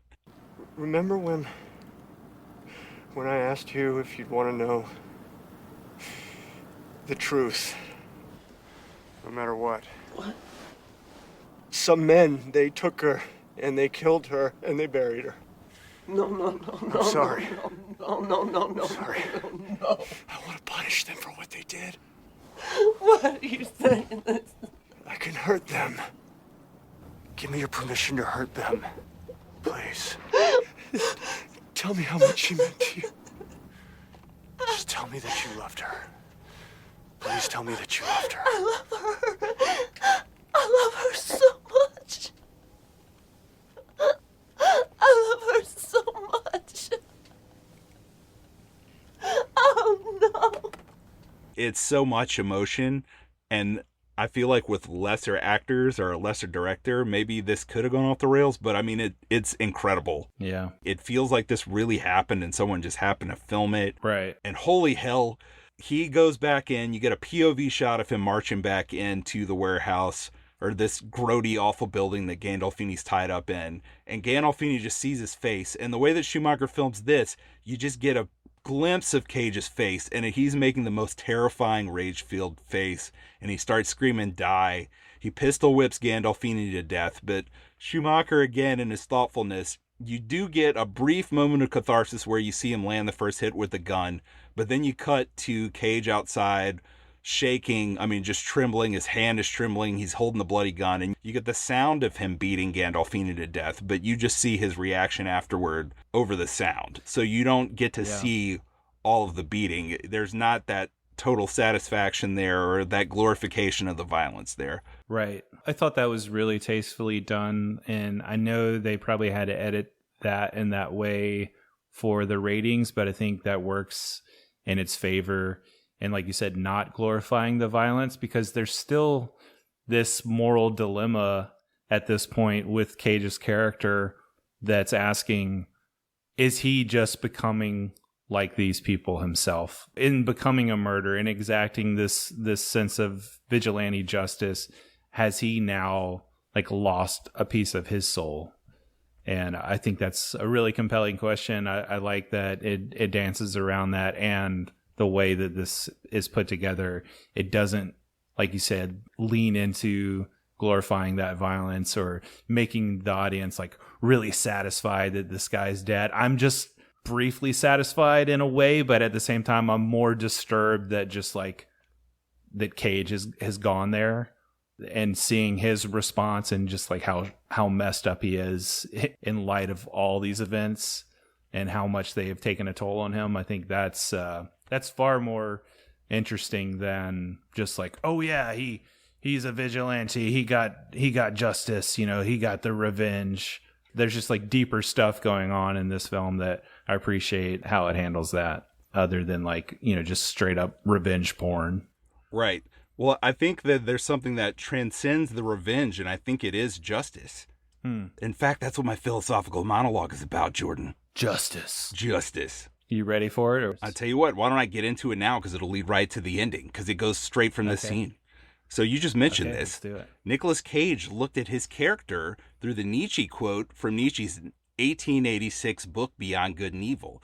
Beware that when fighting monsters, you yourself do not become a monster. For when you gaze long into the abyss also gazes into you.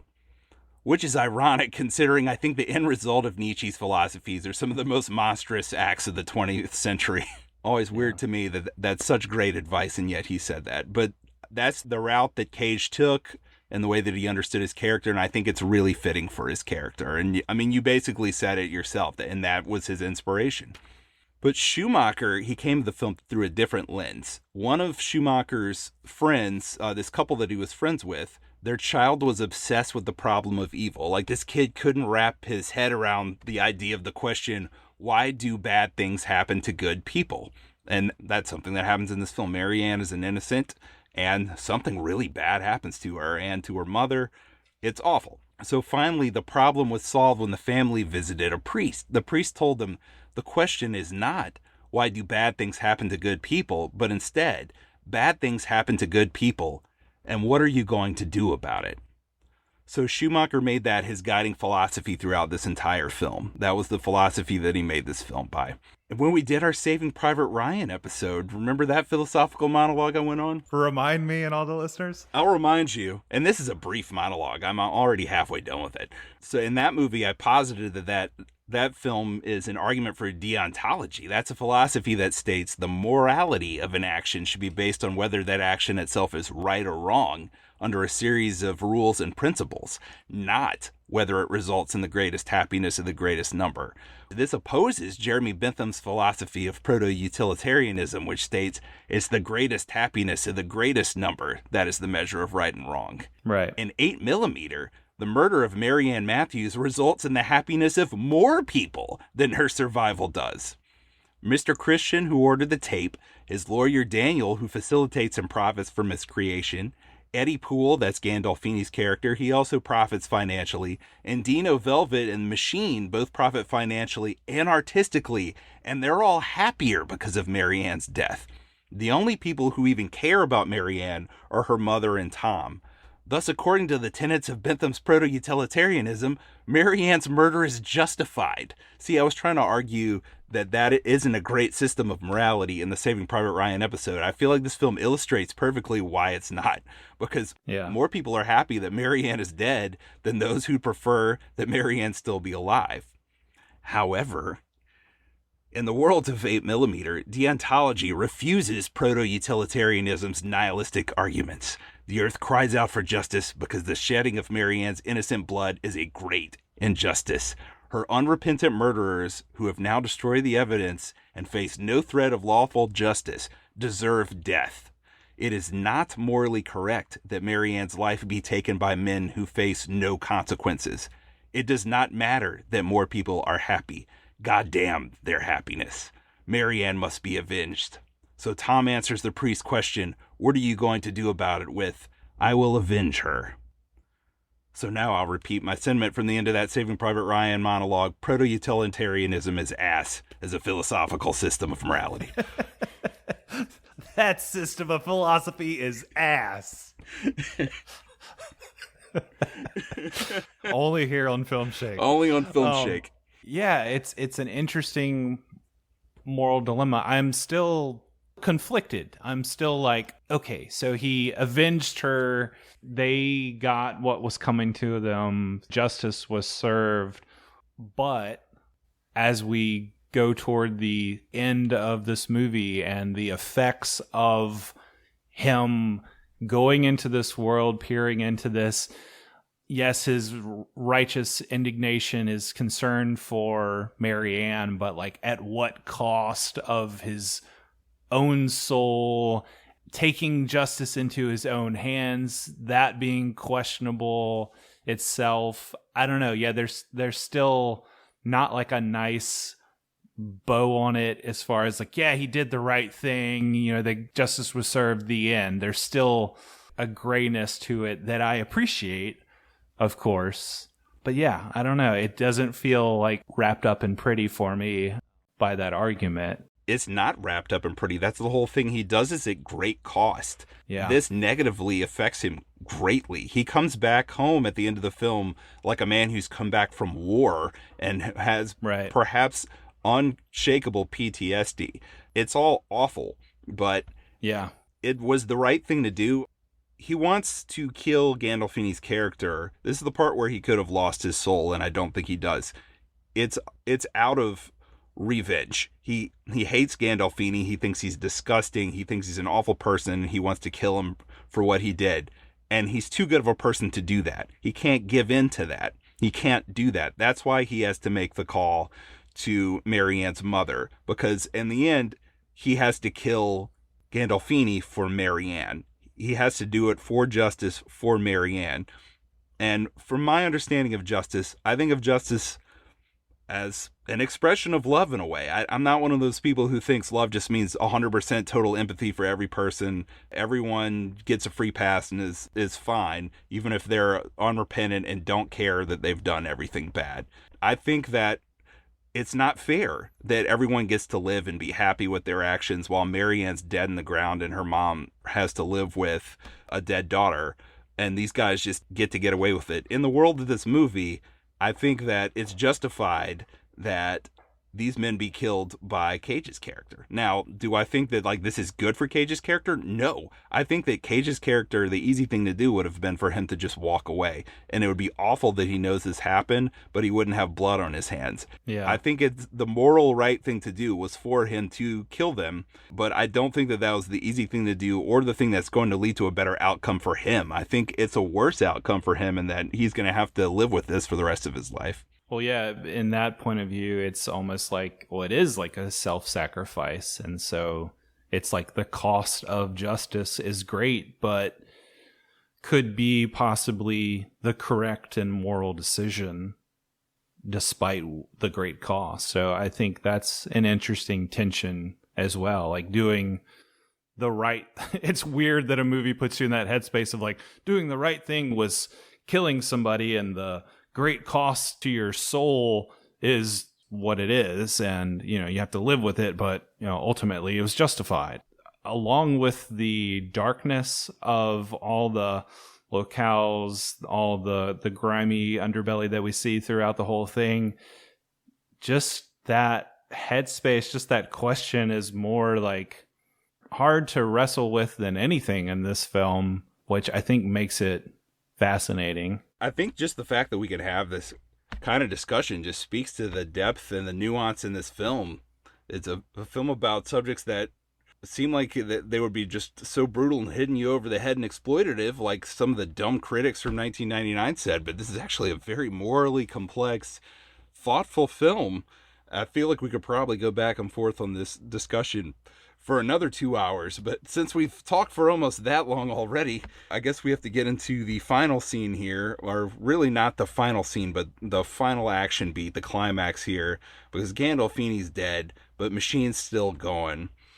So Cage tracks him down in maybe one of the sillier moments of the movie, where he just calls a bunch of hospitals in New York and asks if there's been any stabbed people, stabbed persons, asks for their insurance information, and somehow they give this to him. Now, while this was against the law to do in 1999, it actually wasn't just a few years before 1999. And he also is impersonating a police officer, right? He's like, I'm from the 96th precinct, and, you know, we had this false ID or whatever. So, like, he kind of sells it there in a way, which I like it. But, yeah, I guess if you think too hard about it, you're like, wait a minute, would they really give him this information?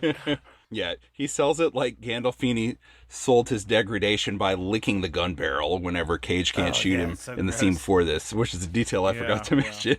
He does track down Machine. It turns out Machine lives with his mom.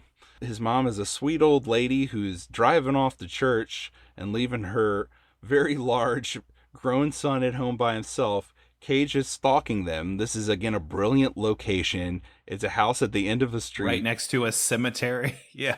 Right next to a cemetery at the end of the street. And I love how Cage is like Michael Myers, where he's looking at their house through the window from the clothesline next door, just like Michael Myers. Mm-hmm. Like he's the stalker now. Pretty brilliant. I like how he kicks in the basement window when the door is locked. So he like kicks in the basement window and he crawls into the basement, and just right away ratcheting up the tension, the dark, dank locale in the basement. Got the cemetery next door. It's just this creepy house set up. Pouring down rains, 2-story house. It's just wooden. It looks great. It's like perfect location. And then him just quietly sneaking into the house trying to find Machine, and you have the record player going, so you hear loud heavy metal music. He goes into Machine's bedroom and he's got the Danzig posters everywhere, and then the record stops, and then he's just kind of checking out all the different rooms in this dark hallway, and then hears the record start up again, then goes back into the room and nobody's there. And then just Machine comes out of the darkness and they get into this brawl in the hallway. And then, yeah, it's terrifying. Brilliant. It's so awesome. The song playing is Come to Daddy by Aphex Twin. I love the repeated screams in the song of I Will Eat Your Soul. Amazing. And very fitting for the film as for what's happening to Cage's character. And another thing, I just keep praising Schumacher, and I can't believe after watching the movie Batman and Robin in 1997, I would have never thought 27 years later I'd be on a podcast praising him this much. In the commentary, he talks about how a lot of movies will start off strong and you can tell the director is really trying to hook you and put a lot of detail in. But then the last 45 minutes of the movie, they're just kind of going through the motions because they already hooked you and they don't need to try as hard. So he said, what can I do to just ratchet up the tension and make this worse and harder on the audience? So right whenever Cage comes in, the music is playing and then it stops.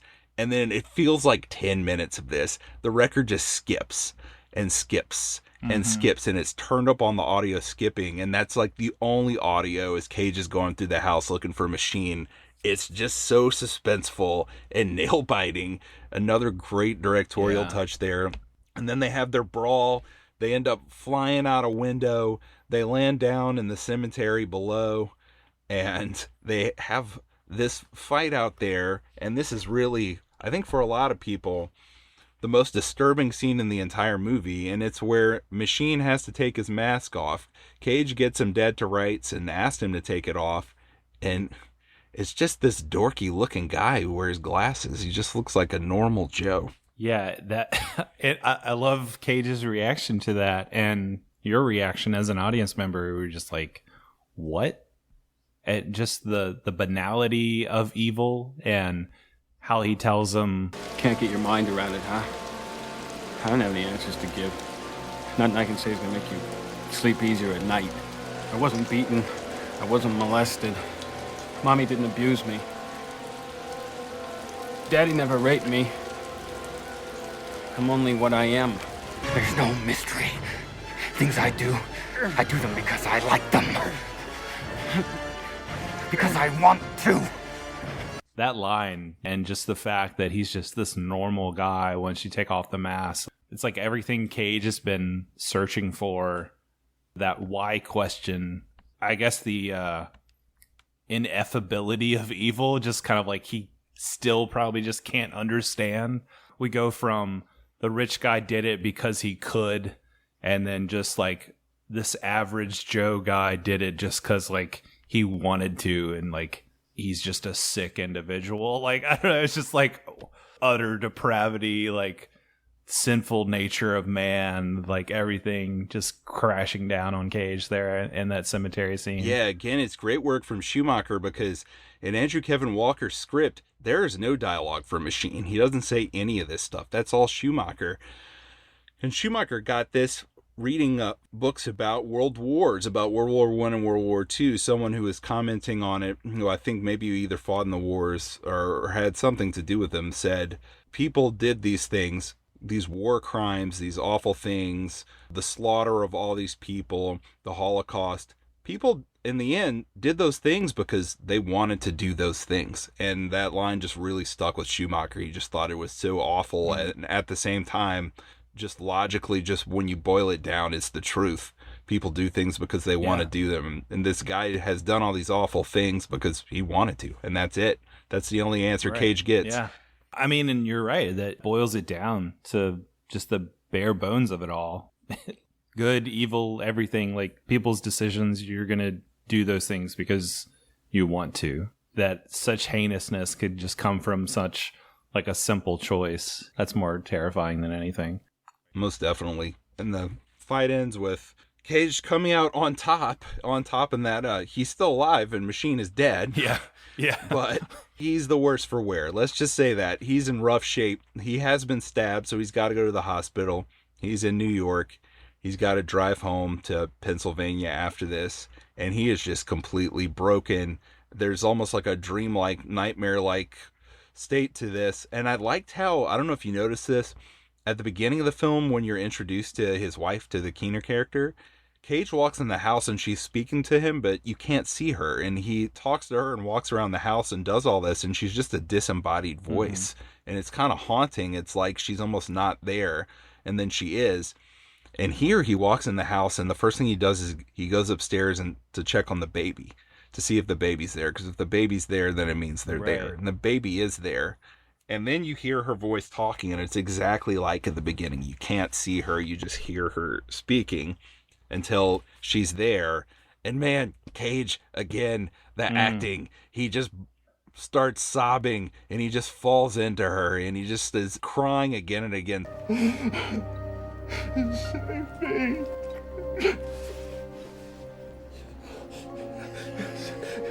Save me. Save me.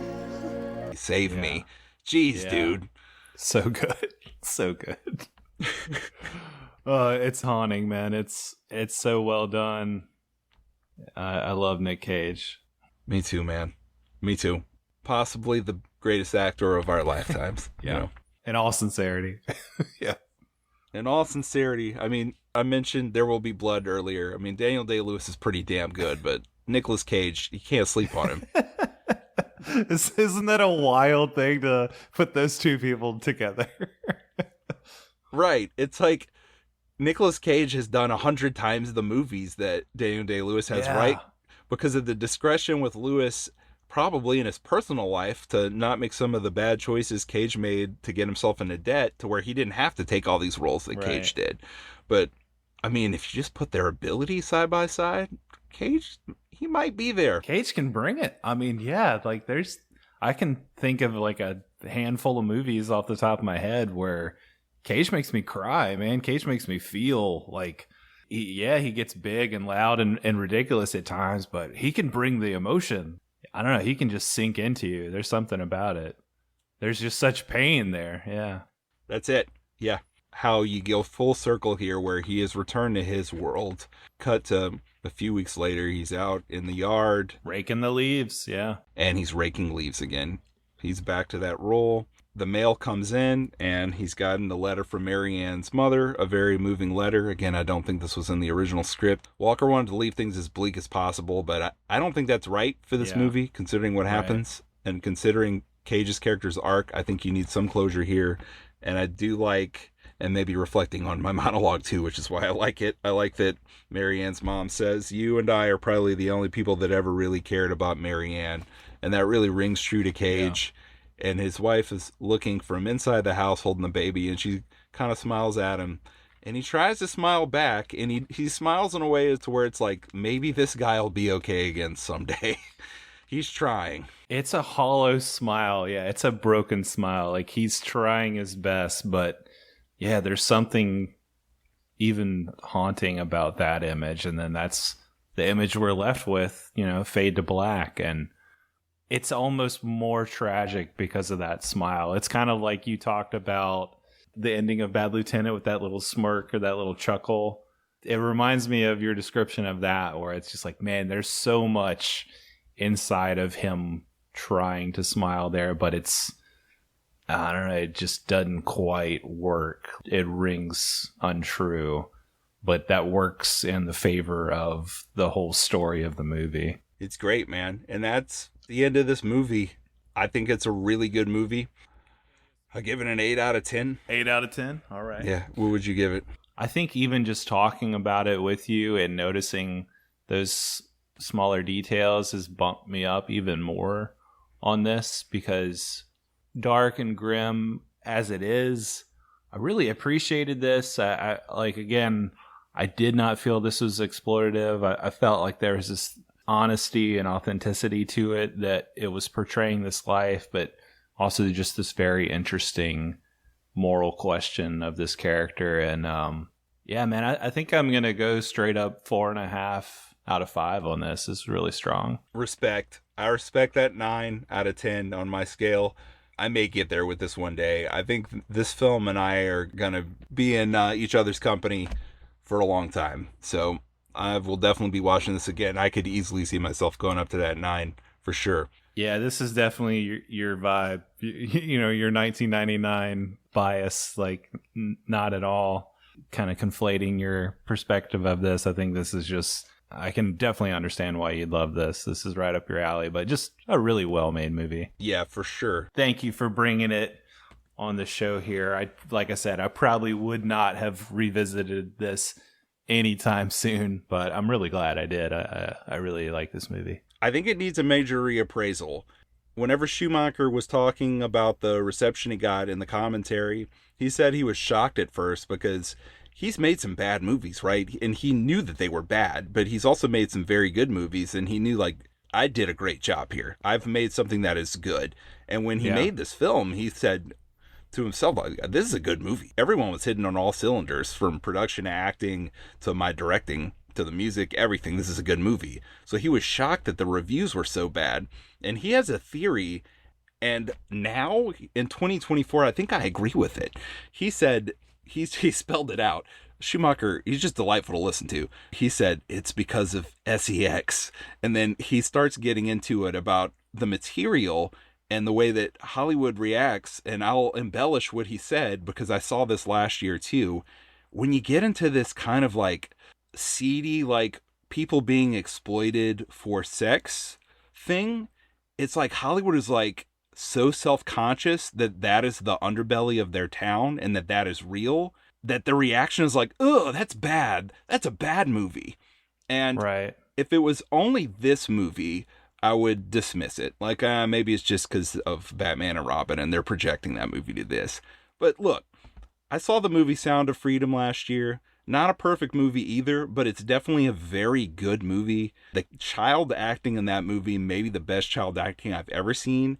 And that movie's literally just a reenactment of a real raid that happened, that is on film. They basically recreated this raid on these child traffickers. It's legitimate. There are parts of the movie that are embellished, but the central act of the film is that raid on these child traffickers. And I don't understand how that would offend anyone. But then the reviews for the movie, like, I'll just give you this one title from Rolling Stone. Sound of Freedom is a superhero movie for dads with brainworms. The QAnon-tinged thriller about child trafficking is designed to appeal to the conscience of a conspiracy-addled boomer. And to that, what the fuck? What is wrong with these people? What is wrong with you that you're so threatened by this kind of movie that every time someone makes a movie with these themes, you denounce it like, ew, that's gross. That's for crazy conspiracy people. It's not.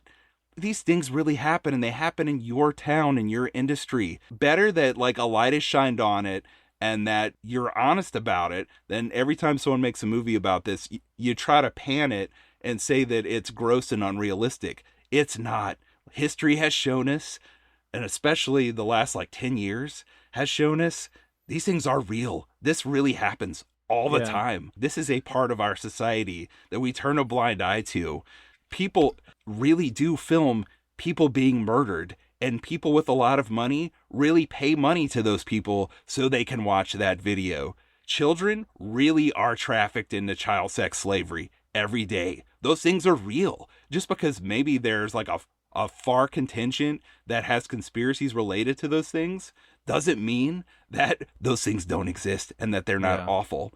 And the things that happen in this movie are awful, but I also think they are things that happen and have, Schumacher says this, things like this have always happened. Since there have been people, this thing has happened. And I think it's ridiculous to dismiss a movie on that basis. I think there's also this weird thing in those circles where they conflate representation or showing a thing with endorsing a thing.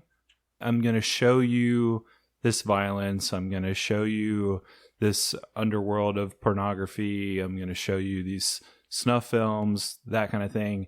And then like immediately calling that exploitation and just like the confusion of, okay, I am representing this on screen, but that doesn't necessarily mean I'm endorsing it. You know, the two don't go hand in hand inevitably. And I think he walks a really well planned out, well thought out line of like not going too far, not glorifying anything here, but definitely representing it in an honest light. You can't blame a thing for its, a movie for its subject matter. Right. I feel like this just a lack of intelligence and awareness in our media and in our politicians. I mean, it just reminds me of the 90s and like Joe Lieberman and Tipper Gore with music and everything else and the video games. Remember, it's the video games and the music that are turning our children into killers. What are you talking about? Take a look around. There's a difference between, like you said, a movie showing something and a movie promoting something. And if you come away from 8mm thinking it's promoting snuff films, you're an idiot. Stay away from visual media because your brain can't make the connections that what you're seeing isn't the thing. I mean, I don't know what to tell you. Jeez. Yeah. Get pissed off. All right. Well, we gave our star rating. What's our movie connection? Do you have one for this to connect it with our previous film, Detroit Rock City? Yes, I've got some multiple connections here. So you had Melanie Lynskey in Detroit Rock City. She was with Amy Morton, who plays Marianne's mom here. They both starred in Up in the Air. They were George Clooney's sisters in that movie. That's a good film, good Vera Farmiga performance in that movie. And I can connect Detroit Rock City to to the other sister because, and I didn't know this, I've been on a Giuseppe Andrews kick. He plays, he's Lex, right, in Detroit Rock City. He's in the other sister for like 3 seconds, and I didn't know he was in it. Really? He's a bully. I saw his face, and he's like, hey, y'all are retarded and stupid. That's pretty much like all he does. It's like 3 seconds of him saying that. And he's credited? Tough Guy Trevor. That's who he's credited as. Wow. Amazing. Wow. Amazing. And of course, Giovanni Ribisi's in the Mod Squad, which I'm one of 3 of the world's fans, and the other sister. Yeah. Well, my movie connection was you have Chris Bauer plays Machine, And he's also in a movie from 2000 called Animal Factory with Edward Furlong. It's a prison movie with Willem Dafoe, and he plays a guy named Bad Eye. Interesting. Yeah, I haven't seen that, but it sounds pretty good. All right, well, are you ready for the trivia battle? Hold it! Pop quiz, hotshot. Yes, I am ready, Jordan. One of my favorite things about our episodes this year is waiting for your picks. I have no idea what movie you're going to pick for our next episode, or what you're going to pick for the punishment. I find it thrilling. Yeah. And I feel like whenever it's your pick, I want to make the trivia a little easier. Since you're dishing the punishment, I don't want you to punish yourself. So I based all these questions around Schumacher's 1997 film, Batman and Robin, since I've talked about it before. Nice. I think these are all pretty easy. I'm hoping you go 5 out of 5 here. All right. And I've got some Joaquin Phoenix related trivia questions that may or may not just devolve into random questions about a certain movie from the 90s that I love. Awesome. I can't wait. All right. Well, here's my first question. This actor returned to play Alfred for the 4th and final time after first playing the role in 1989's Batman. Was it Michael Gough, Pat Hingle, Michael York, or Michael Caine? Oh, no. I do not know that actor's name. Oh, no. Was it Michael York? No! Oh. No! What was it? Michael York is a very well-known actor. No, it was Michael Gough. Oh, okay. Yes, Jeez. Played him in the first 4 movies. Okay. Man. All right, first question. What was Joaquin Phoenix's character's name in the movie U-Turn? Was it Bobby Cooper, Toby N. Tucker, Jake McKenna, or Manic Mike? I remember talking to you about this movie after you watched it, because I've never seen it. I feel like it's either Cooper or McKenna. I'll just say McKenna. Wrong. It was Toby N. Tucker, nicknamed TNT, because I'm like Dynamite Boy. When I go off, somebody gets hurt. Love it. Man, I gotta watch that movie. Is that Oliver Stone? Yes. Oh, yeah. It's really trashy. So, of course, I love it. I figured. All right. You gotta get this one. Number 2. This actress/model plays Bruce Wayne's love interest in Batman and Robin, Jules Madison. Is it A, Elle Macpherson, B, Naomi Campbell, C, Tyra Banks, or D, Claudia Schiffer? Oh, damn, I haven't seen this movie in so long. I feel like Tyra Banks was in this movie. Was it Tyra Banks? No, it was Elle Macpherson. Oh, no. Damn it. Oh, no. I might have a mental block on this movie, honestly. I don't know. Oh, no. Okay, I chose poorly. Gosh, I hope all your questions are hard and you get lucky on one of mine. What's the next one? All right, so basically all my questions are about U-Turn. Okay, I haven't seen it, and you know I haven't, which not really fair, but I should miss all these. All right, let's go. Right. Joaquin never has a scene with him, but Filmshake favorite John Voight is also in U-Turn. Yes. Who does John Voight play in U-Turn? Is he a crazy jazz musician, a rich man in the town, a blind Native American man, or a bloodthirsty henchman? Is he a rich man in the town? No, he's a blind Native American man. Why didn't I guess that? I wanted to say that. Because it's the most ridiculous of the 4. All right. It's like 3 a.m., but I'm going to watch that as soon as we're done. Forget work. I don't have to go tomorrow. You should. I do have to go tomorrow. Ugh. You should just skip work and watch U-Turn all day tomorrow. All right. Batman and Robin's screenwriter somehow won an Academy Award for Best Screenplay for A Beautiful Mind just 4 years later. What? Was it A, Daniel Waters, B, Akiva Goldsman, C, Todd Haynes, or D, John Logan? Oh, shit. Oh, no. These are things I think about all the time. Oh. I strongly dislike this screenwriter. Todd Haynes? No, Akiva Goldsman! He's a hack. What else has he done? Oh, man. You know all those recent Star Trek shows that I dissed whenever I praised Picard Season 3? All of those and a lot of crap. Whole lot of crap. Gotcha. So much crap. All right, so how did Jon Voight lose his eyes in U-Turn? He had acid thrown on his peepers for messing around with the wrong woman. A dog chewed them out because he was messing around with the wrong woman. The Great Spirit made him blind after he was messing around with the wrong woman. Or he stabbed them out himself after messing around with the wrong woman. I want to say the Great Spirit. I don't know. He stabbed himself. No, it was acid thrown on him. Oh, man. And I'm talking about Batman, too. Dang. He said, I had acid thrown on my peepers. Because I was messing around with the wrong woman. Jeez. Yep. Okay. All right. You've got to get this right.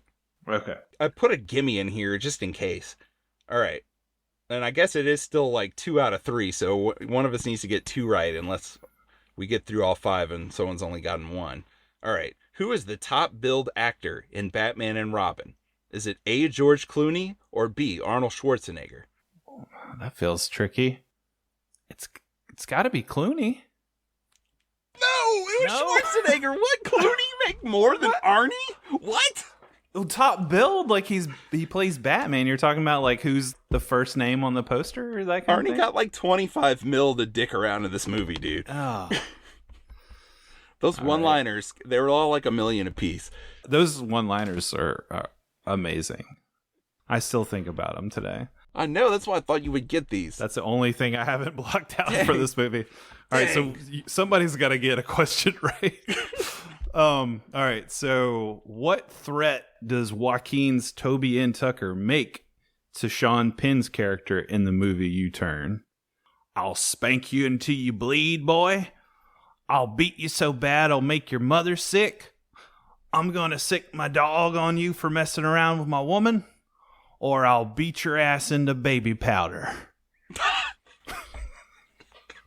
Did you make up the ones that aren't real? I made up every one except for the one that is real.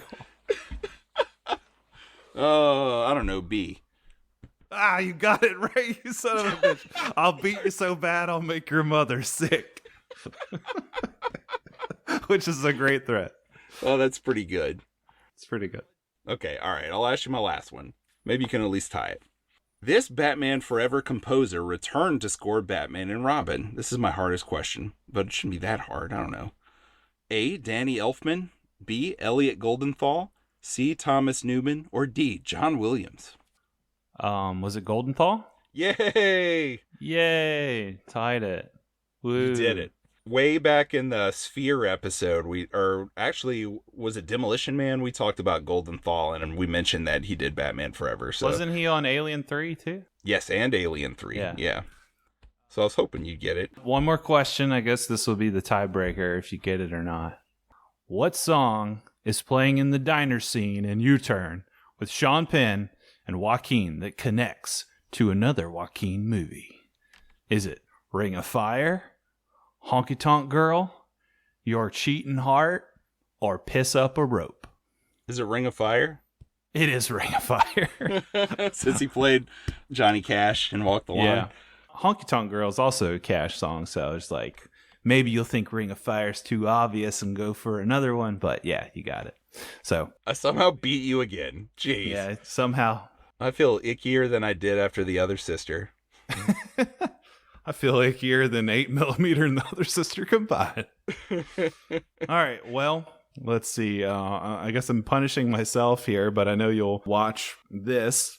As a punishment, I really debated on what to do here, but I think this movie will connect nicely with my main pick, and it might not quite be such a punishment. I think we should go easy on ourselves after having to watch the other sister anyways. And we did just mention our good friend Arnie, who I feel like we haven't gotten to talk about or see a whole lot of in a long time. So for punishment, I'm picking End of Days. Yes. I've been waiting to watch this again for so long. I haven't seen it since it came out. Nice. All right. And I think the dark vibe there will tie nicely in to my main pick, which I'd already picked this out before you had revealed 8mm. I wasn't sure if I'd want to go back into Cage land right away, but I figure why not we might as well get our darkness out of the way. And my 1999 pick is going to be Martin Scorsese's Bringing Out the Dead. Yes, I've never seen this, and it was on my list for this year, so you just freed up a spot for me, buddy. Thank you. Nice. Damn it. I should have just... I guess it's good for you, bad for me.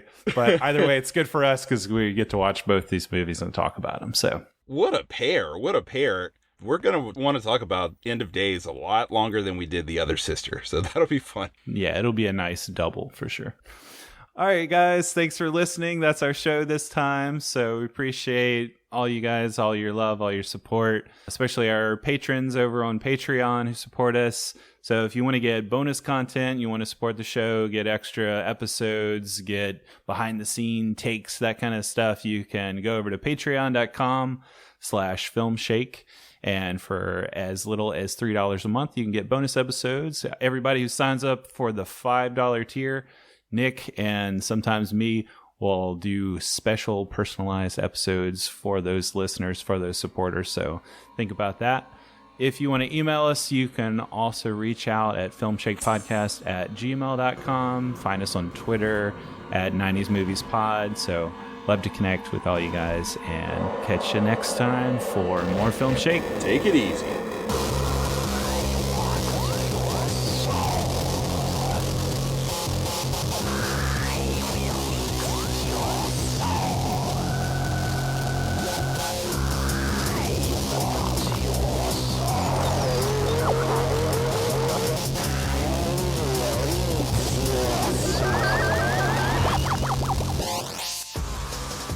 It's like 99's Barbenheimer.